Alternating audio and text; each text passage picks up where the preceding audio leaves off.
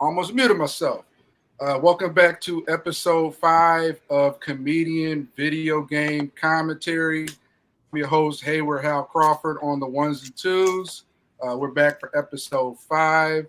See, we got a damn near full house in the building. I am a comedy writer, producer of Script Sundays TV comedy troupe, and also of Comedian Video Game Commentary. The only live stream show on the internet, at least from what I know of, where we bring comics, comedy writers, comedic actors to talk video games, chop it up, everything video game talk. We nerd, fandom out on it. And we got a good collective group here of people that I want to kind of bring around the horn. So let's get everybody here full screen it out. First of all, I want to introduce Mr. Teddy D, a.k.a. At the Premise Land. He is a stand-up comic and comedy writer beaming in from Michigan. How you doing, good sir? I'm doing good. What's up? Hey, welcome back. Well, welcome back in a new way, if you will. Awesome. Next, we have Mr. Champagne Cena, comedy writer based out here in Los Angeles, California. Joined us on our first episode back, and now he's back for more. How you doing, Champagne Cena? What's good? Happy to be here. Can't wait for the sequel. Right. Sequel. Hey, we're going to have a sequel every 2 weeks, so better buckle your seatbelt. All right. Next, we got in the building, we have Panda, a.k.a. At Jade Eye Panda. He is a comic, stand-up comic, as well as a 3D character artist at ILM. Also, sometimes a bagpiper, and he's based out here in Los Angeles. How you doing, Panda? What's good? Pretty good. I'm excited to not just pitch games, but my OnlyFans. Yeah. Oh, yeah, there'll be plenty of time for pitching, but we got to only disrobe after the second hour, all right? We want to make sure, we don't chase away the sponsors here. All right.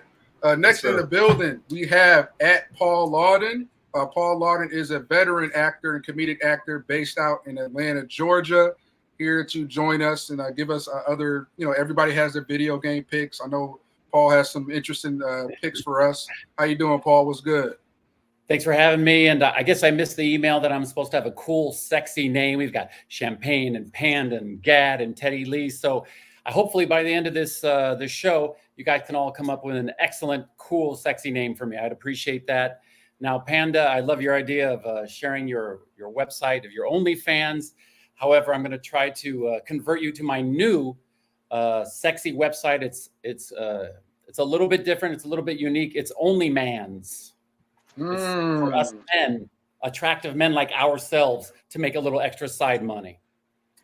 All right. Well, you guys heard it here first. You got if you're looking for the Ultimate Sausage Party app, Paul's got one for you. So stay tuned. I'm sure he'll probably have the app and website built before we end the stream. So looking forward to that, buddy. Thanks for John. He's on it. He is on it. All right. Finally, we got Gad Holland, a.k.a. Gad to the Bone. He's a stand-up comic based out of Detroit, Michigan as well. And he's back for more. And he also said, he loves anything video games and anything involving French fries as well. So he is somebody that, basically, he's part of our crew. He was here at the very beginning, and someone that is continuing to hold the fort with his picks and his knowledge of everything video game. So Gad to the Bone, what's up, good sir? Hey man, I'm glad to be back. I'm glad to see some new faces in here. I'm ready to have a good time. I don't have a sexy name. That's just my regular first name. Just Gad. It's not sexy or nothing. There's no addition to it. It's not short for nothing. So trust me, you don't want this name when you're in Panera trying to get a sandwich and they're asking 30 questions about Gad. I lie all the time. So when someone just says, when I go to Starbucks, your order's ready. I'm like, that's me. I don't know, man. You got bone in that nickname, sir. Gad to the Bone. There's a little bit of sexiness in there. We got to bring out. We got to bring it out. Yeah, Gad rhymes with everything, so I can just throw it on any. I can throw it on any dumb phrase. But trust me, third grade wasn't fun when kids learn how to rhyme and write poems and shit. That wasn't a good time. Like kids write whole verses on me. That wasn't. Oh man. For me, it's the opposite. There's so many Pauls everywhere you go. When I go to Starbucks and they ask my name, I always tell them the same thing: Denzel Washington. It works. Just lie. Just lie. And Nobody can tell. this Nobody's the wiser, you know. But we'll ultimately see who's the prize of we'll maybe have a prize at the end of the show, the ultimate bone killer. Like Bone Killer of the Year, Bone Killer of the Stream. But we'll figure it out. That sounds more like a wrestling name there. That's a good name. Bone Bone Killer. That's a The good one. Bone Killer. The Bone Very Killer. I can aggressive. see him walking out on the WWE stage with a bone in his nose. The Bone Killer. You know, and I thought Didn't about different types. Bonesaw kill Spider-Man's uncle? Or no? He Bonesaw. Well, he just wrestled Spider-Man. Oh, that's it. Yeah. I love it. All right, guys, Bone you guys Zone, know the bro. routine. Yeah, Bone Zone. That's a good one. Oh man. And once again, guys, you guys are watching Comedian Video Game Commentary. We're currently live streaming on YouTube, Twitch, and Rumble. We had a little issues with Kick, and Rumble. So we're basically going to be live streaming on YouTube and Twitch right now, and then we're going to have the episode uploaded on Rumble tomorrow. And then you can also follow highlights on TikTok and IG. So if you're not into sitting down watching these six oddballs, you know, duke it out. You can like follow little soundbite clips on our IG and TikTok. And once again, I'm your host, Hayward Hal Crawford on the ones and twos. All right, y'all. So let's get into it. I'm gonna go ahead and ask. I think our first, who we got up first? That would be Ted, right? I believe that is that is me. You're lucky. No, hey, don't. I'm going with. Here. Yeah. Oh yeah. Make sure you share your pick too, and I'll throw it up for you. Yeah. Oh yes. I went with a classic Chrono Trigger. I tried to find some gameplay, but I found the next best thing. I found the anime commercial, which I think is pretty cool. Cool. Just let me know when Let's you see if I can screen technology good. Yeah. All right. All right. Just popping in whenever you're ready, Ted. Just present and then share screen. All right. This better be like the most 2000s era, like anime intro music. I can't wait. Hey, I believe it is. the anticipation building. Yeah, you got some pressure. The hype is real. Okay, Just I like got it. Midnight Tsunami energy. All right, just full screen. There it full is. Screen All right. first, Ted, and go right ahead. Chrono Alrighty. Trigger. Oh, hold on. Sorry, I don't technology good, so give me a moment. Oh, good. That's wrong. Oh yeah, we can see it. All you gotta do is Press play. press play and Trying to find the. use- There we go. full screen it too. Yep. I'm already There we feeling. are. All right. So Ted, tell us about Chrono Trigger.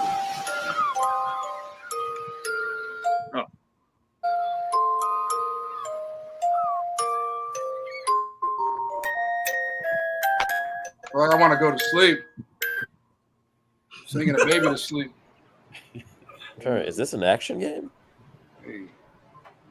It's an anti-action game, like an anti-hero. Oh, he's dead. It was so slow and it was so sleepy. His equipment went to sleep and he just crashed out. Did we just watch the video that they watched in the ring? Is that what just happened? I think so. We have what, 24 hours? I thought somebody was about to put a baby to sleep, but Ted would be Look, back. if some white Apparently he girl got pops put up to on my sleep. screen, I'm leaving. There's like 3 small Japanese women in that picture frame, so any one of them could be the. If she's soaking wet, I'm leaving, bro. I'm not attempting. Well, I don't depends. do for Depends well. how wet she is.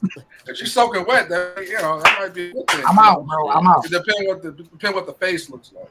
Oh, If it looks like she just climbed out of a swamp, I'm good. Oh, okay.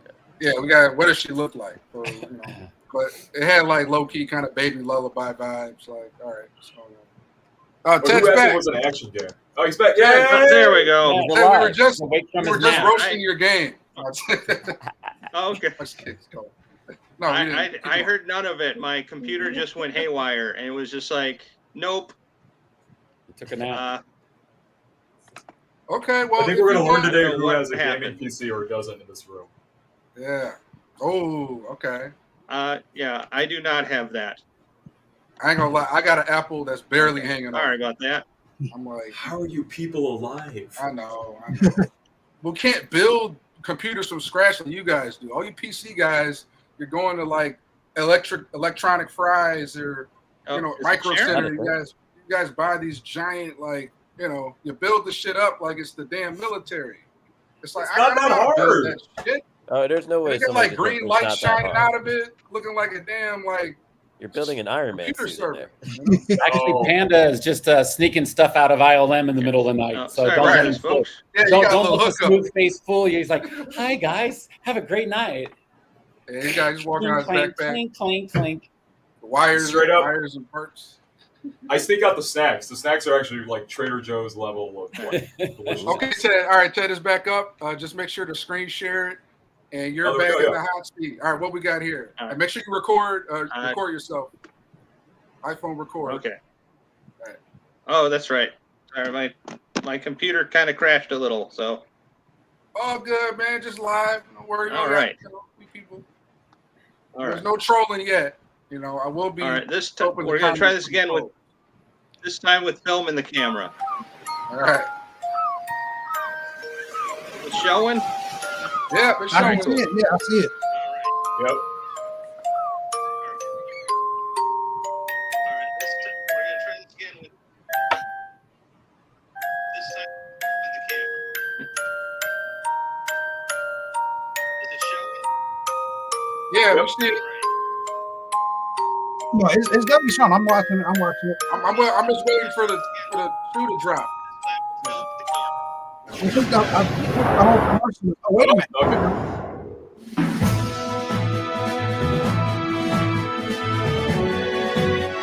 Oh, this is definitely. I just got out of school and I'm about to watch Toonami. Right? 100% Toonami. Yeah. Bro, that music. No. Wait, is this a game, Ted, or a cartoon?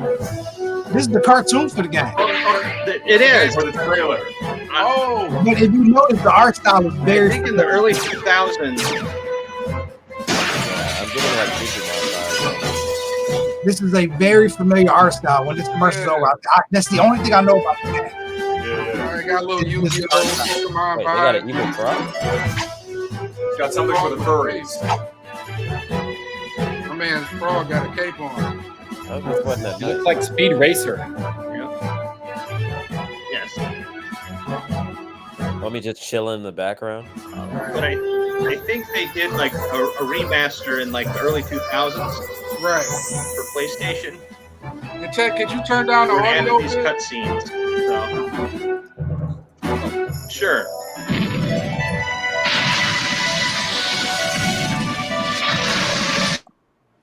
Dragons never use a path. They always have to go through something. Oh yeah. They dragons can't use Better? doors. No. They just make them. Interesting. So is You this walk the down the opening? riverbed. You got to go through a building. Is this a full opening of the show? No, this is just the commercial for the game. This it isn't the was game never at a all. show. Is the funny thing. Yeah, this commercial is good enough where it looks like it's a show. Oh, No, this is just a commercial for the game. This is what they did. Yeah. Oh, okay, cool. Yeah. But I was saying, Mhm. I don't think you could have heard me over the how loud it was. Okay, cool. Is there like a video, yeah, like an so- actual video game content we You can stop. look at? Yeah. All right. That better help. Yeah, cool. Well, yeah, possible. go ahead and pitch the game. Tell us a little bit more about it, and then we can look at some actual like video game. Oh, it's a PS1 game. Yeah, Okay, cool. I think it's a Super Nintendo game. Man, you guys are all over the place with this. This is gonna be interesting. Right, we're like speculating. Like, what is this? But who said the art style felt familiar? That was me. Okay, who do you think? Okay. Who do you think the artist? What anime do you think that artist worked on? Oh no, I don't think that's the only fact I know about the game. So Okay. if It's Dragon Ball. anyone's a It's the Dragon Final Ball anime. Fantasy Yeah, fan, yeah, the It's same. kinda Yeah, Toriyama designed this game. That's the only thing I know about Chrono Trigger. Like, if you ask my brother, this is one of his favorite games of all time, but I've trouble never hearing you played it. guys. So all I know is that Toriyama, this is his game. Mm. Is this the same artist that did the Speed Racer show? A little bit newer than that, but legit classic anime though. Yeah. Little bit after Speed Racer. Speed Racer, I think, was the Yes. early 80s. Yeah. You know, that month that all those celebrities died, I feel like Toriyama Yeah. was the only one that died with dignity. Mm. Nice. Yeah. Just quiet at home. Toriyama Um, is the same thing as why can't I remember his name right now?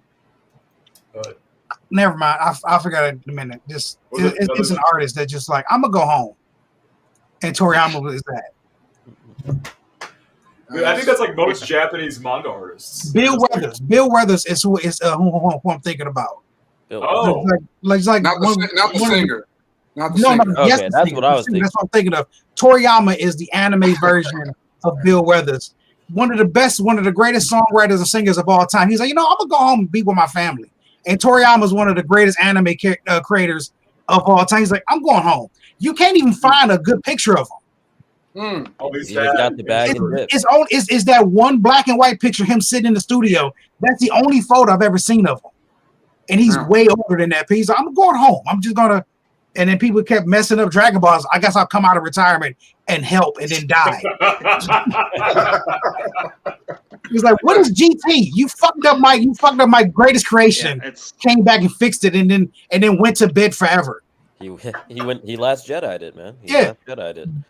Bill Weathers went home with his family in the 80s and just never came back out the house. That's true. Yeah. Did he just drop the mic? He finished his last song and then dropped the mic and went straight home? He made Just the Two of Us, Lovely Day, Mm. Ain't No Sunshine. It was like, fuck y'all, I'm going home. I mean, those songs Man, are almost every cookout. So yeah. I feel I have 6 of the greatest songs of all time. I'm not leaving the house. No, you can't make me go on tour. No, I have kids.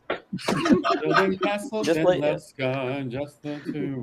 right. Did you have sorry, fellas. I was trying to find some. I was trying to find some video game playthrough, but my computer is just choking, so I had to stop. I can find it on your behalf, Ted, if you want. He's pulling up France. That'd be great if you can. Yeah, we just we can do this. Okay, cool. All we need is be real. Yeah, B-roll. Yeah, Okay. so you put like the commercial you had pulled up, which was for the video game. All right, we'll have Panda pull that up real quick. I got to do a quick little plug. Yeah. Everybody, you guys are watching Comedian Video Game Commentary. For those joining us, we live stream on Fridays and Sundays. So while our main man, Panda, is pulling up, what's it called? The Chrono Trigger? Yep. Chrono Trigger. All right. So once again, Comedian Video Game Commentary, guys. You can follow us. You can follow highlights on our Instagram, right over here at Comedian Video Game Commentary. And then you can also follow us on Rumble, and then we're also on YouTube. Wait, hold on a second. My bad, guys. I'm having computer trouble. I'm catching whatever Ted had. Our computer's affected. Sorry. Is it a virus? That video. I should have covered my mouth. That's that shit. Yeah, should cover your mouth, Ted. All right, I think I'm good now. Okay. All right, so once again, guys, we are on Rumble. Okay. We're also streaming right now on YouTube, and then we also are on Twitch. We're streaming on YouTube and Twitch right now. And we can also be up on Rumble. You can also follow us at Comedian Video Game Commentary on our IG. Make sure you guys give us a follow. All right, so Panda has it pulled up. So go ahead, Ted. Once again, I know we kind of jumped. I know we kind of hopped on each other, but go ahead and give us. Let me pull it up, and go ahead and give us your pitch, your official pitch on Chrono Trigger. What we got going on? Break it down to us. Yeah.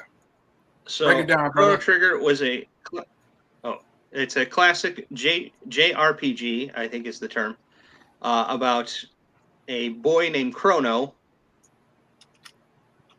because they were creative with names, goes back in time to try and save the world from a beast known as Lavos. And he travels his world and through time, and it's very Final Fantasy-esque if you enjoy Final Fantasy games. I think there's 8 characters. Okay. I think my favorite is Magus. He's got the coolest spells. But yeah, it's like I said, you travel through time trying to defeat Lavos, who's destroying the world through every age, and you're trying to stop him. Yeah, it's just a super fun game, and it's great nostalgia. Interesting. I feel. Yes. All right, awesome. And is anybody in here familiar with Chrono Trigger? Or does this remind anybody of Final Fantasy? Kind of throwback to the PlayStation days? Feel free to chime in, anybody. Yeah, this is interesting.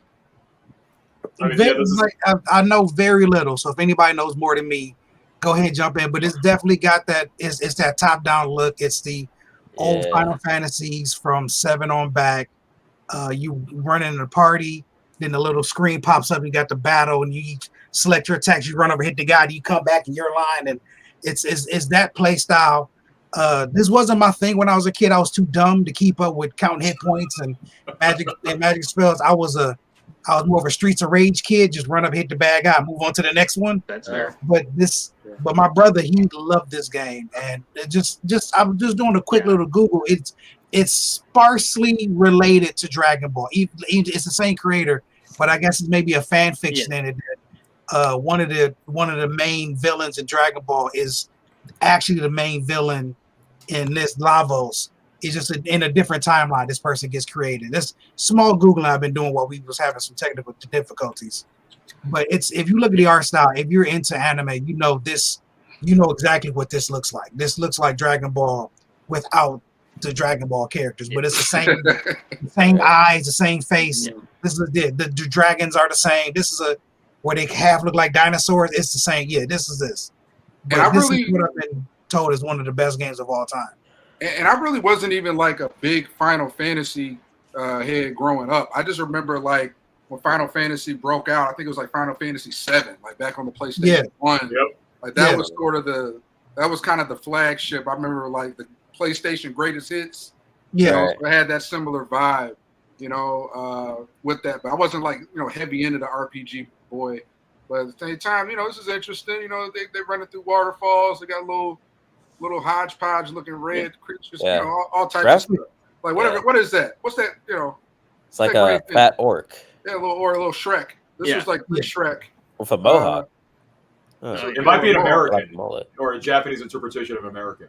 Oh, I was about to say. Pretty accurate. Yeah.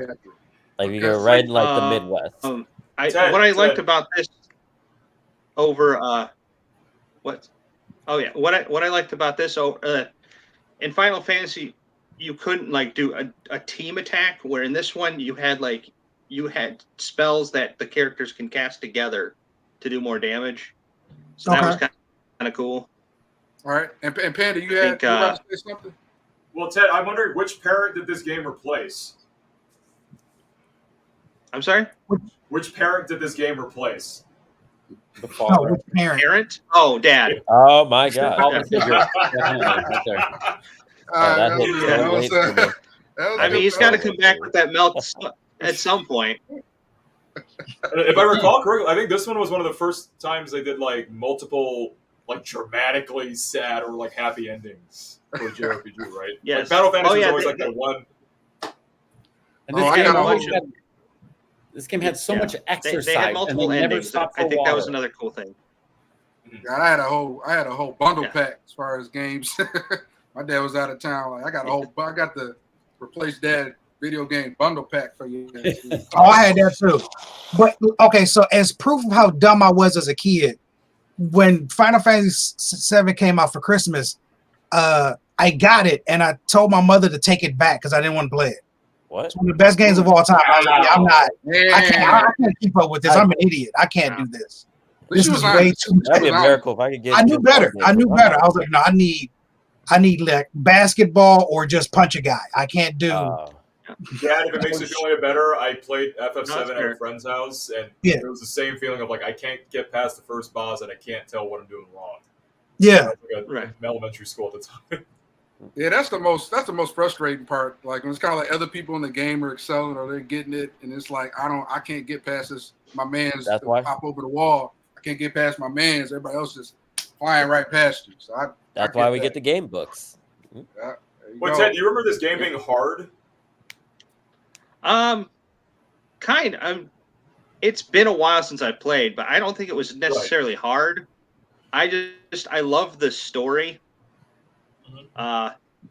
So, but I played the shit out of this game. So, Oh yeah. that's probably why it wasn't hard to me. I think it's a little easier to digest than Final Fantasy because Really? like the Final Fantasy for this is a Super Nintendo game.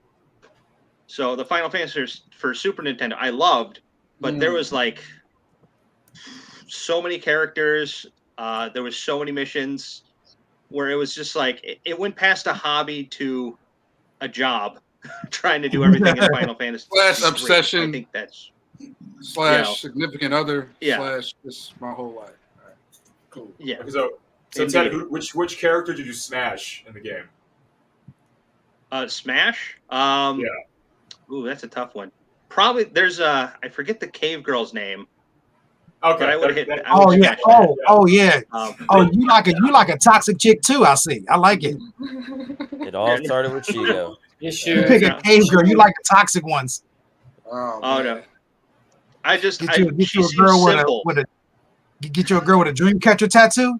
Oh, how's she toxic? She might be the cleanest person there. Like she's a cave paleo diet. Yeah. She's working out every day. Yeah. It's because she just can't get bread. She's probably musty as hell. It's not by choice. For bread. She'll do anything for bread. She was around before they invented bread. So. Oh my god. Just yeast. So.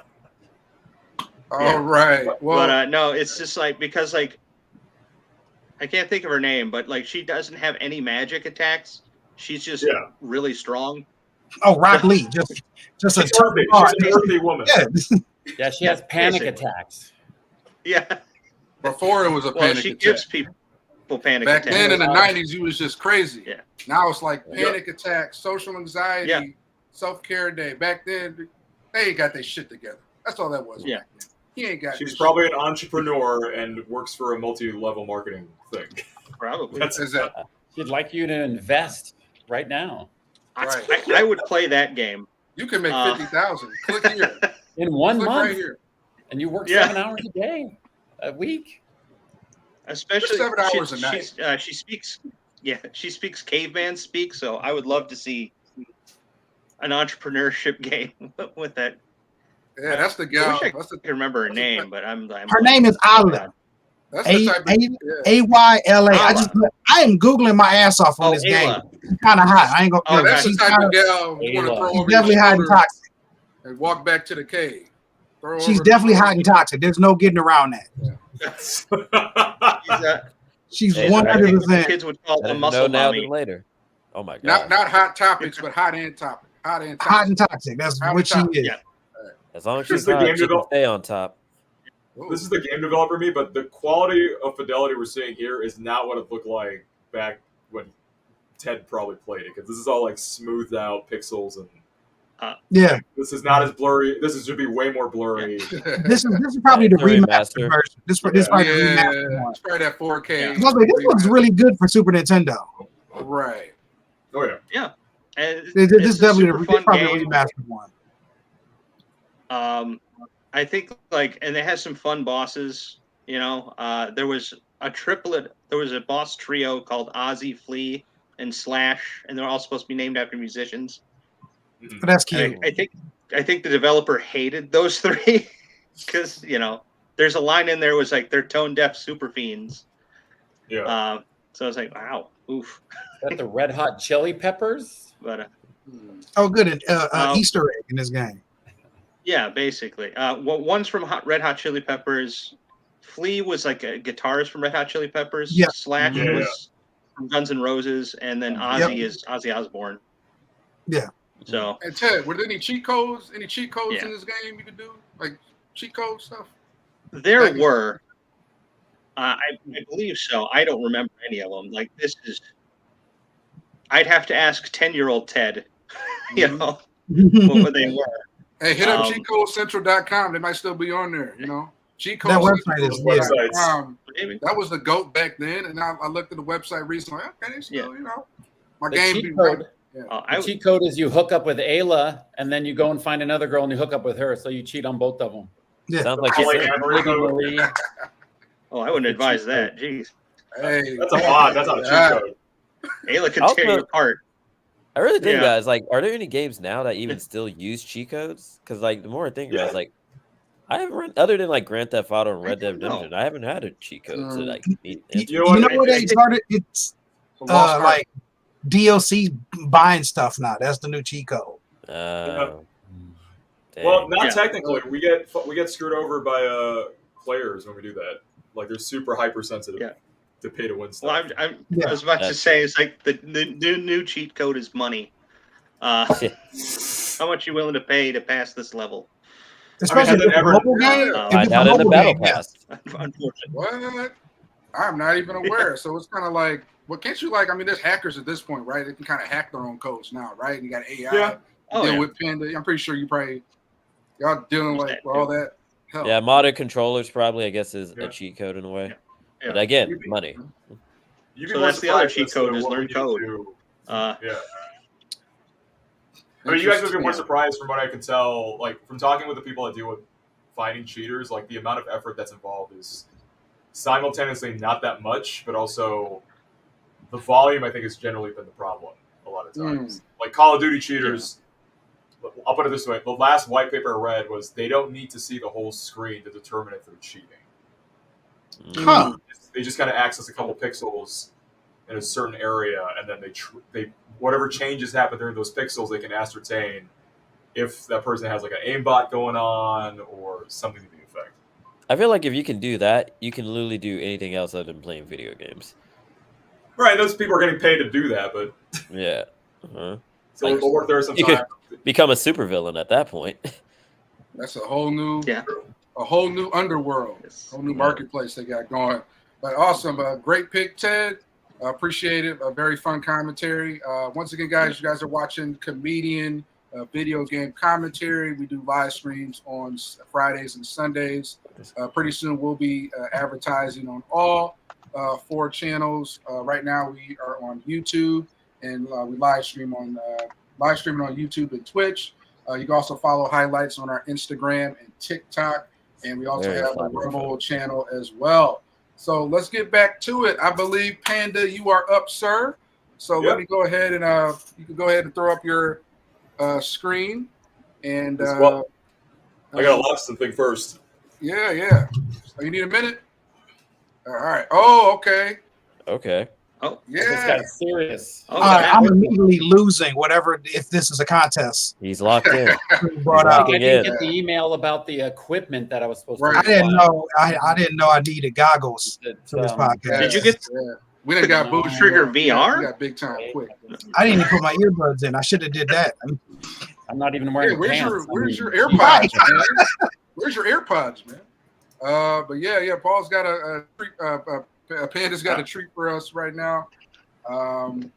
So once again, guys, you're watching Comedian Video Game Commentary. Me too. Feel free to follow us. Oh, look at that.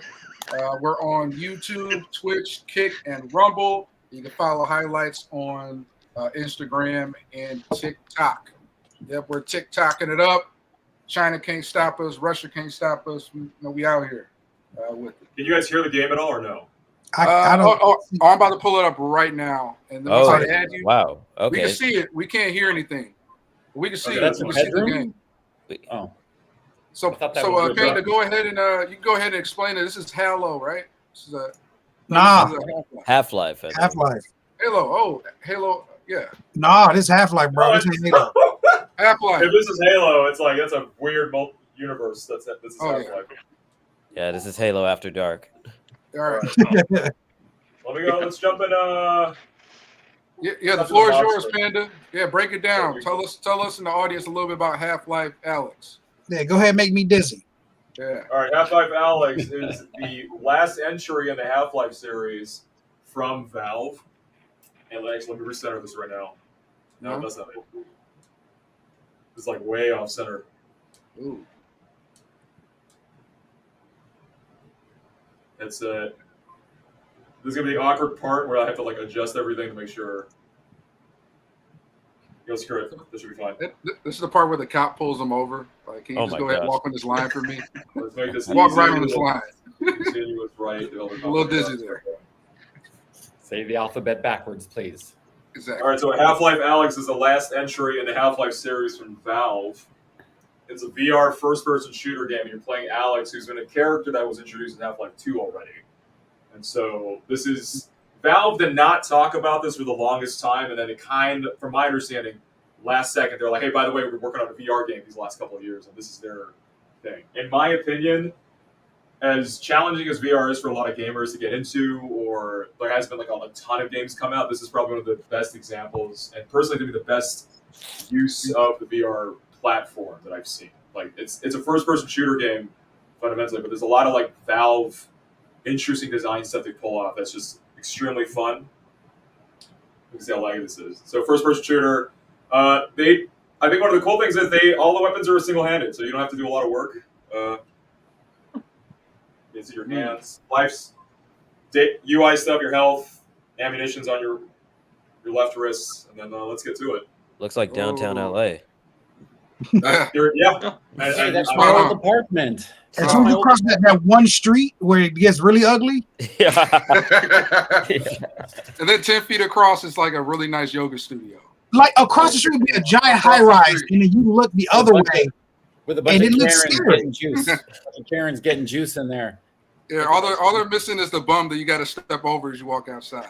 Yeah, I forgot the name of All the their street, but pain. I crossed one street, and I was like, "Am I back in Detroit? What happened?"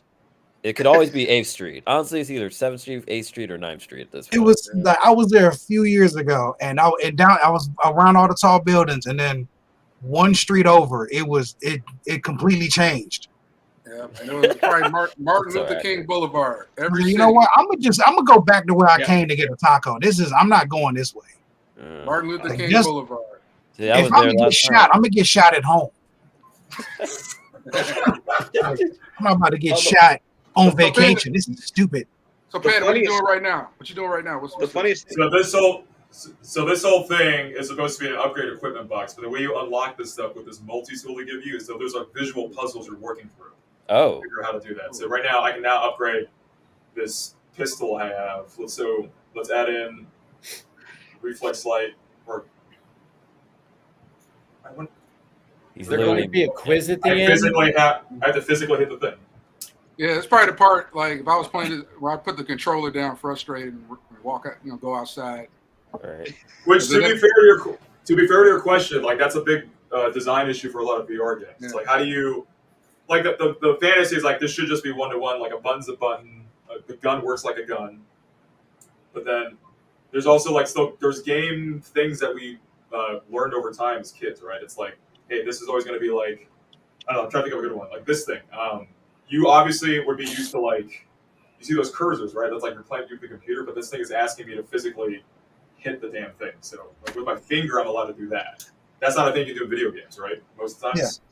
Yeah. Do you have to reload the gun like an actual gun, or do you have to press a button like in a regular like controller? You actually have to reload the gun. So Oh, okay. little things like that end up being like the advantage of VR, but at the same time, like a language thing that has to be taught through the game slowly. We're coming in halfway through this game, so by this time, you should know how to play like 90% of this game already. And they do a good job from the beginning until now, or to the end of the game, teaching you how to play the game properly.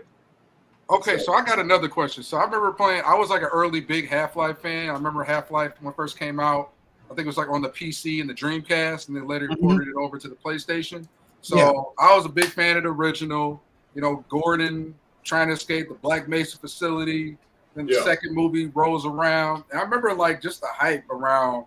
I think it had to be like, date myself once again. 2004, the biggest games of the year. You got Halo 2, Half-Life 2. I can't think of any other two games were that big that year. There's a level of hype. So, Yeah. I mean, what would you say is kind of, Panda, and also to anybody else in the group, what's been sort of the biggest, I haven't been up on Half-Life the past, 10 or so years. So how would you say this game compares to like, the first two? What are any good callbacks? Is this like a really good connection to those early No, that's a games? good question. So Yeah. you're playing Alyx before Half-Life 2 in this case. So this is a prequel to Half-Life 2. Gotcha. Okay. Oh, okay, bet. Oh, So I am playing a hotter, younger Alyx, presumably. This is definitely oh. after the events of Half-Life 1. There's new Okay. characters, like right now you'll hear this like white guy, or I'm assuming it's Caucasian, I'm racist, sorry. But it's a new character. Your dad is still alive because it's a prequel. And so a lot of this game conceptually is like, this is what life was like before Gordy came to save the day. And right now I hear Combine soldiers, so we're going to combat now. I just can't hear this. Is the most recent game that's coming out dealing with the cost of inflation? Will it be called Quarter Life? Not yet, but someone's probably made a mod for that. Right. I've heard about it. Honestly, if Did you the want to play exact same games, thing.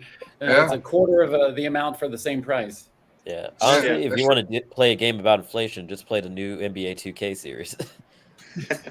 Yeah, that Or we got to shopping. take shrinkflation. Got to take shrinkflation into account. And you know Right, what? auto, Like, yeah. you could buy Half-Life Alyx for like what $59.99, or if you're on a budget, pay $29.99. You only get half the game. You know, I Yeah. think that would be a great way to save money. You can't afford half the game, so you know we got a little $30 package for you. It's Right, literally instead of called Alex. Life. It's not even Half-Life. It's just Life. Yeah, Half instead of half. Alex, his name is Al. Because it's Al, half his only name. for the It's AL. Al. Mhm. AL What's up, only. Alex? No, it's Al. They didn't pay for the full package. So Panda, you're currently halfway through this. beating I'm this. getting motion sickness. I was trying to slow down. Ted, I hang looked up on. fast.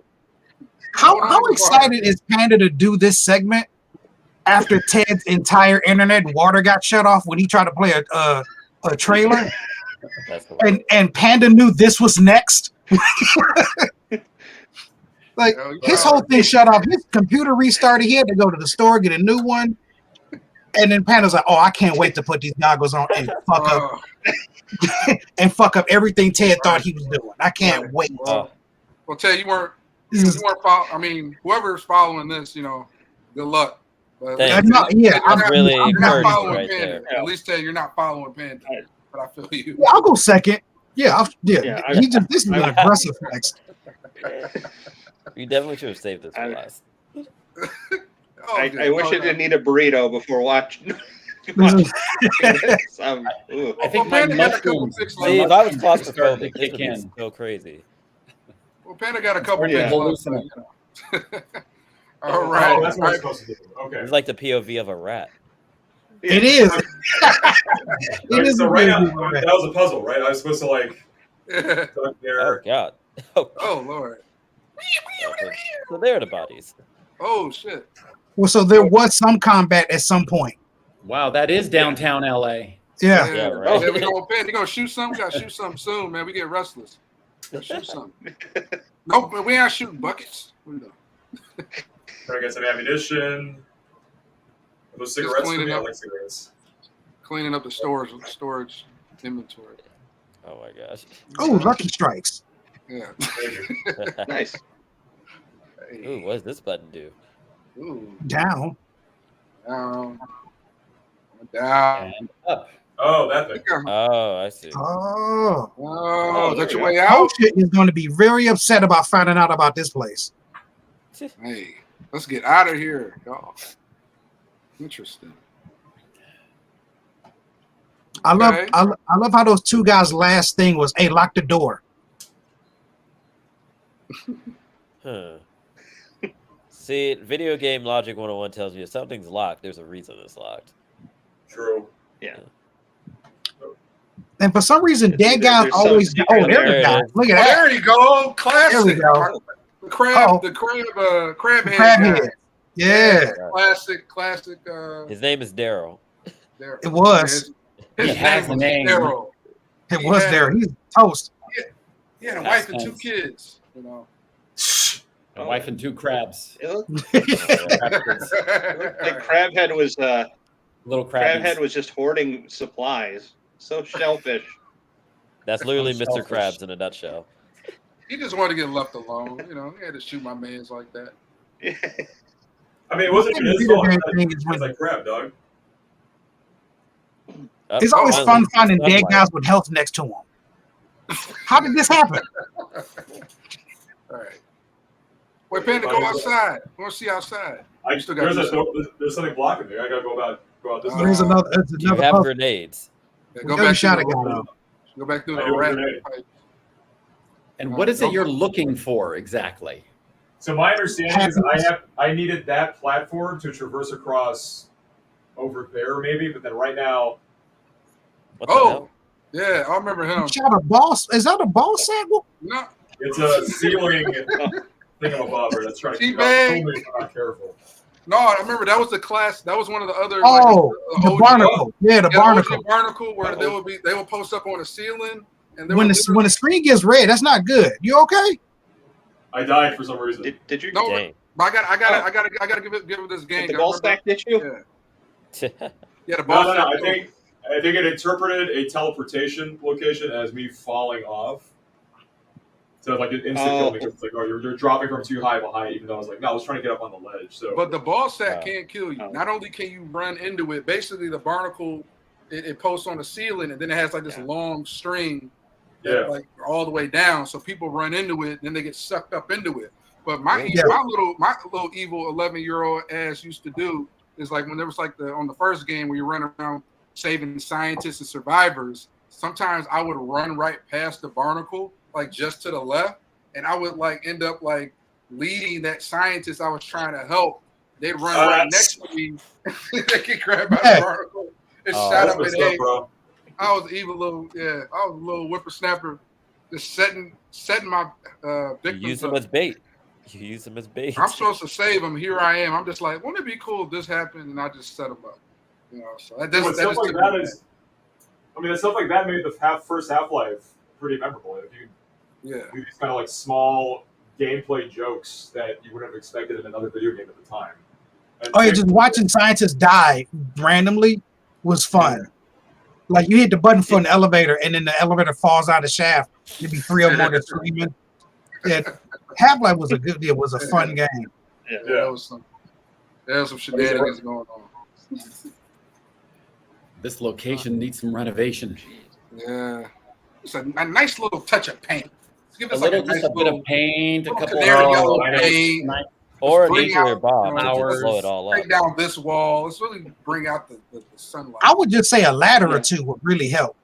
a Well, sunlight. that's the thing now. I think I've taken that platform up way too high because my suspicion that I'm supposed to jump from there to that platform went up way too high.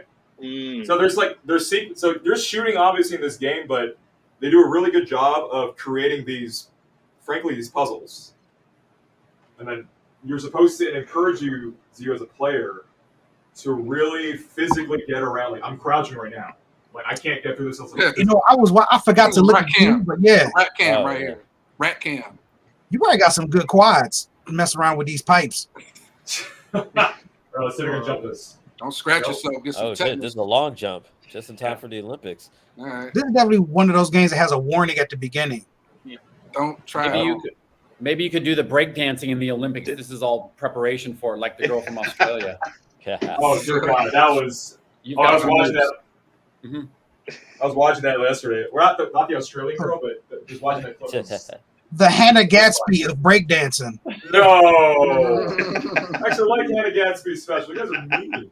I watched it. I did not. Heard it That here, was- folks. Oh, That was a fantastic TED talk, but you're not going to look at me in the face and call that stand up. damn. What's the deal with airplane food?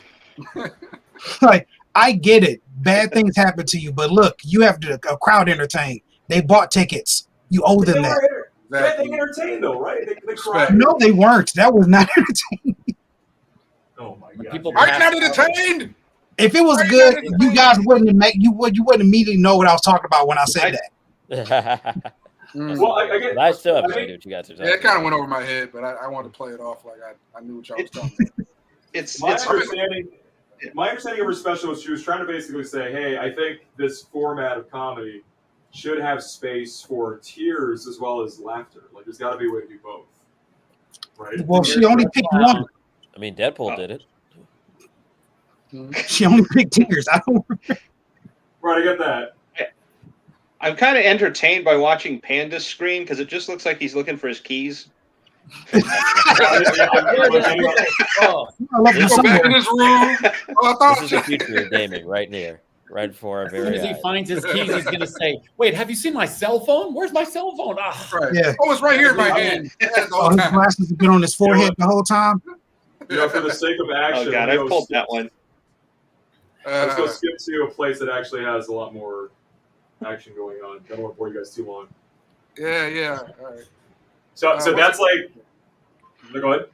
Oh no, go ahead, Panda. I was just gonna do another plug. But go ahead. Okay. Let's just jump to like a more combat-intensive scenario. Yeah. All right. All right. Low GPU. can you Blah, shoot blah. somebody I can't shoot somebody. I got to figure out where I can shoot them. Yeah, he shot the one In crab the man. head. Remember? Shot With like the crab. biggest gun ever. Yeah. You know what? How about this? I'm gonna jump into What? a mod. Let's go drop into a mod. This is just straight up John A Wick shit. mod. Okay. Oh. So this game, the good thing about this Oh, one nice. is that Steam Workshop is available for Half-Life Alyx, and a good chunk of people have gone in to like replace the gun with a Beretta or like make full-on campaign maps. This one's very much like John Wick style as it crashes. Thing. now. After you kill some people, do you get extra points for making witty comedic remarks? Oh, so a Marvel unfortunately. movie. Good. Yeah, it depends who you're playing online. You know, they could just, everybody Please. berates each other. Isn't That's that more the co- portal box? That looks like the portal box on the right. I mean, that was like the home lobby area that Steam VR set up. I haven't seen it at all. I'll pay the question. Is this VR ready to where you can play other people online, like live gameplay, like play other people VR online? Like Yeah, Call so of there are Duty style? multiplayer. There are multiplayer VR games. This is unfortunately not that. Mhm. VR multiplayer, like the ones that come to mind, like Population One is basically Fortnite but in VR, and they do a really good job of translating those mechanics into VR stuff. Mhm. You have other stuff like Breachers, which is essentially Rainbow Six Siege but VR, and that one's pretty solid as well. If you want a more like action, like realistic action video game in that way. Okay. Let me see if I can get this to play nice with me. Let's do that autosave. Yeah. Pick John So, Wick. so this is basically a John Wick style mod. You're given one gun, and the whole thing is just to get through the whole environment, just taking down as many people as possible while you survive. I'm interested. I'm locked in. Yeah. Drum roll. Let's get some drum rolls going, y'all. All right. Cool. Oh, it's a John Wick pistol too.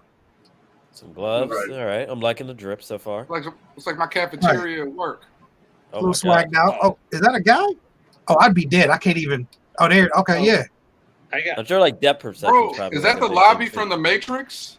It looks like That's- it. That's It the looks metal like the detector. lobby from The Matrix, bro. In the snap. That's definitely the lobby. They give you a Glock 19. right. I have to say, like, if you get a chance, look up a short film called Dog Wick. It's amazing. Yeah. It sounds exactly like basi- its title. Tell me that don't look like the basically, lobby. A because calculator. it's Would you kind of stop like to do- imagine would you if stop to do John do your Wick was taxes? killed. What? Why does it pick up a calculator? It's like, oh, I got to figure out my Oh, grocery got some bill? perks. What? Oh, I perks. spent way too much on Perks Trader power you Joe's. I up. shouldn't have got those chocolate-covered almonds. Panda, you didn't sign in. Go back. You didn't sign in. Oh. You shot everybody in line and stole some Percocets and left. What are those aliens? So you have to like duck and cover for like this too. You can if you want. I mean, that's a, Well, drink a beer while you're there. There you go. You really did. He Oh my really did. goodness, I was smashed it joking, all. but he Yeah. did it. Ah, there you go. Oh, you could throw that at somebody too, probably. I don't know if it's gonna do anything. Is the thing. After you kill him, you can make like a beer joke. Crack a bottle Yuck, yuck. like that. Oh, Oh, Oh, look at that. Ah, he killed my Michael B. Jordan. Just shot him in the head. I did look like him. Where'd he come from? oh, dang. Oof. I Now, love that's what I call modern art. Yeah, exactly. I love what you just did with that Oh, expression. nice. The bad guys look like the black people that they put in Monster.com commercials. They all look Indeed, it's just like, clean cut. yeah, just And they're just you want a job, be non-threatening. This is low key You want a Lee's job, right? commercial. Likeable, non-threatening black Yeah. man with a dress shirt. like, yeah, say that Always beard, be bro. happy to be there. So he's an NFL draft pick. Yeah, you're gonna have to be draft day ready. You know. Codeswitching.com. I got my jacket from Banana Republic. Ooh. I like how the guys, the bad guys, when they get shot, it's very acrobatic. You can tell they took some. Oh yeah. Yeah. Who die. They don't just fall and collapse in the weight. Oh, of he's their- dramatic. Why he Oh, fall except that guy. Why he Yeah, he's fall so like dramatic. that? Yeah, It's just a bullet. Oh, there we go. You know. feet always go up. My man took Yeah, a they stage fall over a fall. ledge and do a spin. Yeah. Slow ass Yeah, that- stage fall. That That's pretty fun. I That wouldn't last mind guy playing only it. took, like, That's a one good mode. theater Yeah, class. badass, yeah. And this is a free mod for like you buy the game, you can access this for free. I like that. That's See, it's free DLC basically. Shooting people is fun. but crawling through pipes is incredible. It's pipes are shooting guys in an art gallery. I love it. It's got like the little rat can vibe, you know, like Champagne was saying. You know, rat can, you know. Oh, I think it crashed again. Uh-oh. But, yeah. I mean, I'd say for the interest of time, we can stop there and let other people talk. Yeah, for sure, man. But great share. Half-Life Alyx. You know, we're big on like giving all these games free press, you know, and then one day we'll hopefully get the sponsors behind it. But good stuff, Panda. All right, next we got up. Who's next? We had Ted, we got Panda. Who's next? I think it's Champagne me. Cena. All right, you Yeah. up, sir? Which one do you want me to share? I have two here in the queue. One that looks a little bluish. Another one's like brown green. The one that has the fight selection, that's bluish green. The bluish one or the green one? Yeah. Oh, it's it. All right. Hold on. Let me just introduce this game. Let real me quick. see. Let me show Yep, you what that's I got. it right there. Yep, that's the game I want to introduce. Okay, just What is this one? turn it down a little bit. Yeah, let me mute that. Yeah. Okay, so What you got for us? Break it down. all right, the game that I want to introduce, honestly, it is a hidden gem and is literally one of my favorite fighting games of all time, top 5 without question, is a little game called Marvel Rise of the Imperfects. Now, a lot of people may not have heard about this game, but it was basically Mortal Kombat meets Marvel. So, Okay. yeah, it was a PS2 game, and you had characters like Daredevil, as you see there, Spider-Man, Venom, Wolverine, The Thing, and they would be fighting like an alien invasion of like characters who are like the evil version of themselves. These are the Imperfects, right? So you have like characters like Johnny Orm and stuff. And as you can see here through the gameplay, it was like open area combat. You had camera cuts, and it was just so incredibly like brutal, but for a T for teen, which was crazy because it was like they would have some killer combos and killer finishers. Like there was even like a finish him type of deal that you're gonna see soon. But that was like during the age of like like Sam Raimi Spider-Man films were like running theaters along with like back when Hugh Jackman was actually like young for Wolverine. Okay. Like that was like this game came out Oh. in 2003. So, Oh, yeah. So for them it's like Vanquished. And man, I'm you so didn't see mad. that coming. Yeah. I think it was into that. That was I shocking. was into that. Sorry, I'm into that. No, that's not. But my thing is that my biggest regret in life will always be that I sold my only copy of this game on PS2 to GameStop, mind you. So you know that only cost like 2 cents. Pennies on the dollar. Yeah, basically. We'll give you a firm handshake for this game. Exactly. And you will like it. And we'll also spit in your face just for interest. But I literally sold this game just to make enough money to buy like an Xbox 360 copy of like NBA 2K. And it's like one of those things, like the trade-off is just not worth it when you look at this game. Because to this day, I'm still waiting for a Mortal Kombat-esque Marvel fighting game. And every time I hear Marvel fighting games announced, it goes straight to mobile app. That's not what I want. I want it right there on the hard drive. I want it there for the PS5. Show me the blood and guts, man. So none of the injustices were even like remotely interesting. Well, for me, I'm sure they are. I'm just a hardcore Marvel fan. Oh That's my thing. gosh.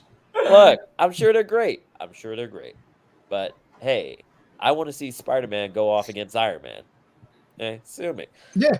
Yeah. I've never seen this game before. I never knew this existed. This is new to me. Brand new to me. Yeah, it was so iconic. And I've rarely I seen a remember this 3D fighting game like this. This is completely new for me. Like, I think like Power Stone and Thrill Kill are the only like 3D area fighting games I can think of. This is a brand new experience for me. I'm enjoying myself today. This is stuff I have never. Everything I've seen today is stuff I've never like seen. Right. And this is video game commentary. You never know what you're gonna get. Never know. This is all surprises. Yeah. This is Frank Miller looking ass art though. It's so cool. One of my favorite things. Yeah, it's definitely Frank Miller. Yeah. Yeah, one of my This is favorite things to definitely- do during like summer break was like take my PS2 to school and just my second controller, and us and the guys would just go at it with each other with these characters, just Nice. one-on-one versus. Yeah. It was like a King of a Hill type of deal too. So you always got to beat the winner. Yeah. I really like the realism aspect of it, where the woman crushes the sorry, man you and said- ends his life. True. See, these are lessons you got to learn as a kid for real life. You heard it here, folks. Games teach us lessons. Yeah. So obviously this isn't a 3D. It's not a single plane fighting game, so that's got that going for it. Was it like combo heavy? Was it more about like specific meter systems that they were using? Like, what do you remember, Jonathan, that made this a little more special? Well, from what I remember is that this was my first 3D fighting game, because of course it had like Mortal Kombat and Game Boy Advance, but like Right. this game was more like it was meter based, and you could hit combos like that too. But it was also a matter of like the environments were also interactive as well, Mhm. and just like look at like the cinema, like the camera, Yeah. cut, the dynamicness, like. That's relatively new, yeah, for fighting game stuff. Yeah, like I was so used to like 2D, like fighting games where it was just Yeah. like going back and forth. But this, Yeah, I don't can't know. recall. I'm reminiscing even a about it game right now. with this same like with a similar format to this. Yeah. At first, I'm like, oh, Marvel versus Capcom. That was straight kind of more 2D. You're just in a very condensed space. There's Yeah, not this like is nothing like this that. level of open format, like open format Yeah. one-on-one fighting. This is And it's Love gritty. This is Yeah. like Fight for New York, Yeah. but with Marvel characters. Yeah, it was so gritty. It was so gritty, and it was also one of those games too where it's like, I guess also it was like almost like it wasn't cartoony. Like, of course these are superhero characters, but there was a story mode attached to this game as well, and it was dark. okay. Like, this isn't even a spoiler because it happens in the first 5 minutes. The LA invasion occurred, and they killed a Punisher and the Hulk, like, in the first 5 minutes. And, like, that sets the deserve it. tone Oh, hard. damn. That definitely, if you kill the Hulk, that sets a tone. Yeah, Yeah, and it let's was, go there. Let's I go still there. remember this visual of, like, him, like, covered in, like, basically an entire building was, like, collapsed on him. And his green hand is reaching out, but then it, like, slowly turns back to Bruce, just losing life, like, second by second. It's like, dang. Oh, goodness gracious. That is a weak ass Hulk if a building kills the Hulk. That Hulk doesn't deserve to live. That's just like Right. Then that That's means the Hulk it's that the, Thanos it's, did. it's the current Hulk. Yeah, I was saying, that's the Hulk that Thanos beat right there. Turned him into a stay-home dad. Because I watched She-Hulk and a And Jeep Wrangler. clearly, the developers didn't read their comment. We don't use blasphemy here. No She-Hulk. There will be no She-Hulk talk. oh, I didn't blast She-Hulk. I'm blasting regular Hulk in She-Hulk. All right. Well, Okay. hey, get excited Alright. for Red Hulk. Yeah, a Jeep Wrangler got him. So Daredevil's when his meter maxes out, I'm assuming that's when his Catholic guilt kicks in and he starts like kicking more ass, right? It wasn't even a Rubicon Jeep. It was a regular Jeep. A Jeep Liberty. It was like a regular Jeep beat the Hulk and Jeep She-Hulk. Liberty. No, So, it you know what? didn't. Get back on the spaceship. That's enough out of you, sir. American made, what can you say? Quality Hey. material.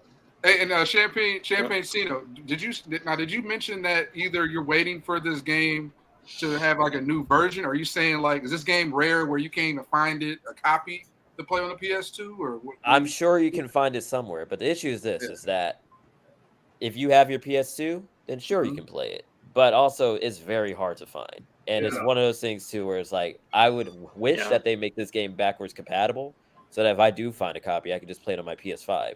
Because you know how hard it is to find a TV with like those red cables Oh, yeah. and like those yellow cables like anymore? Mm-hmm.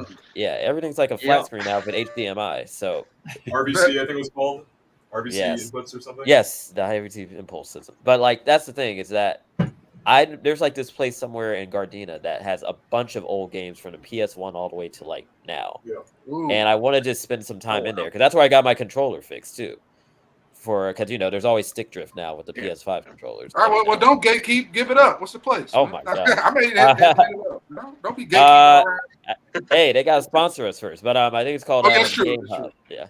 Okay. Too late now. Damn, we lost the sponsor. Well, there's like 8 different game hubs in this entire city, so I'll be more specific next time.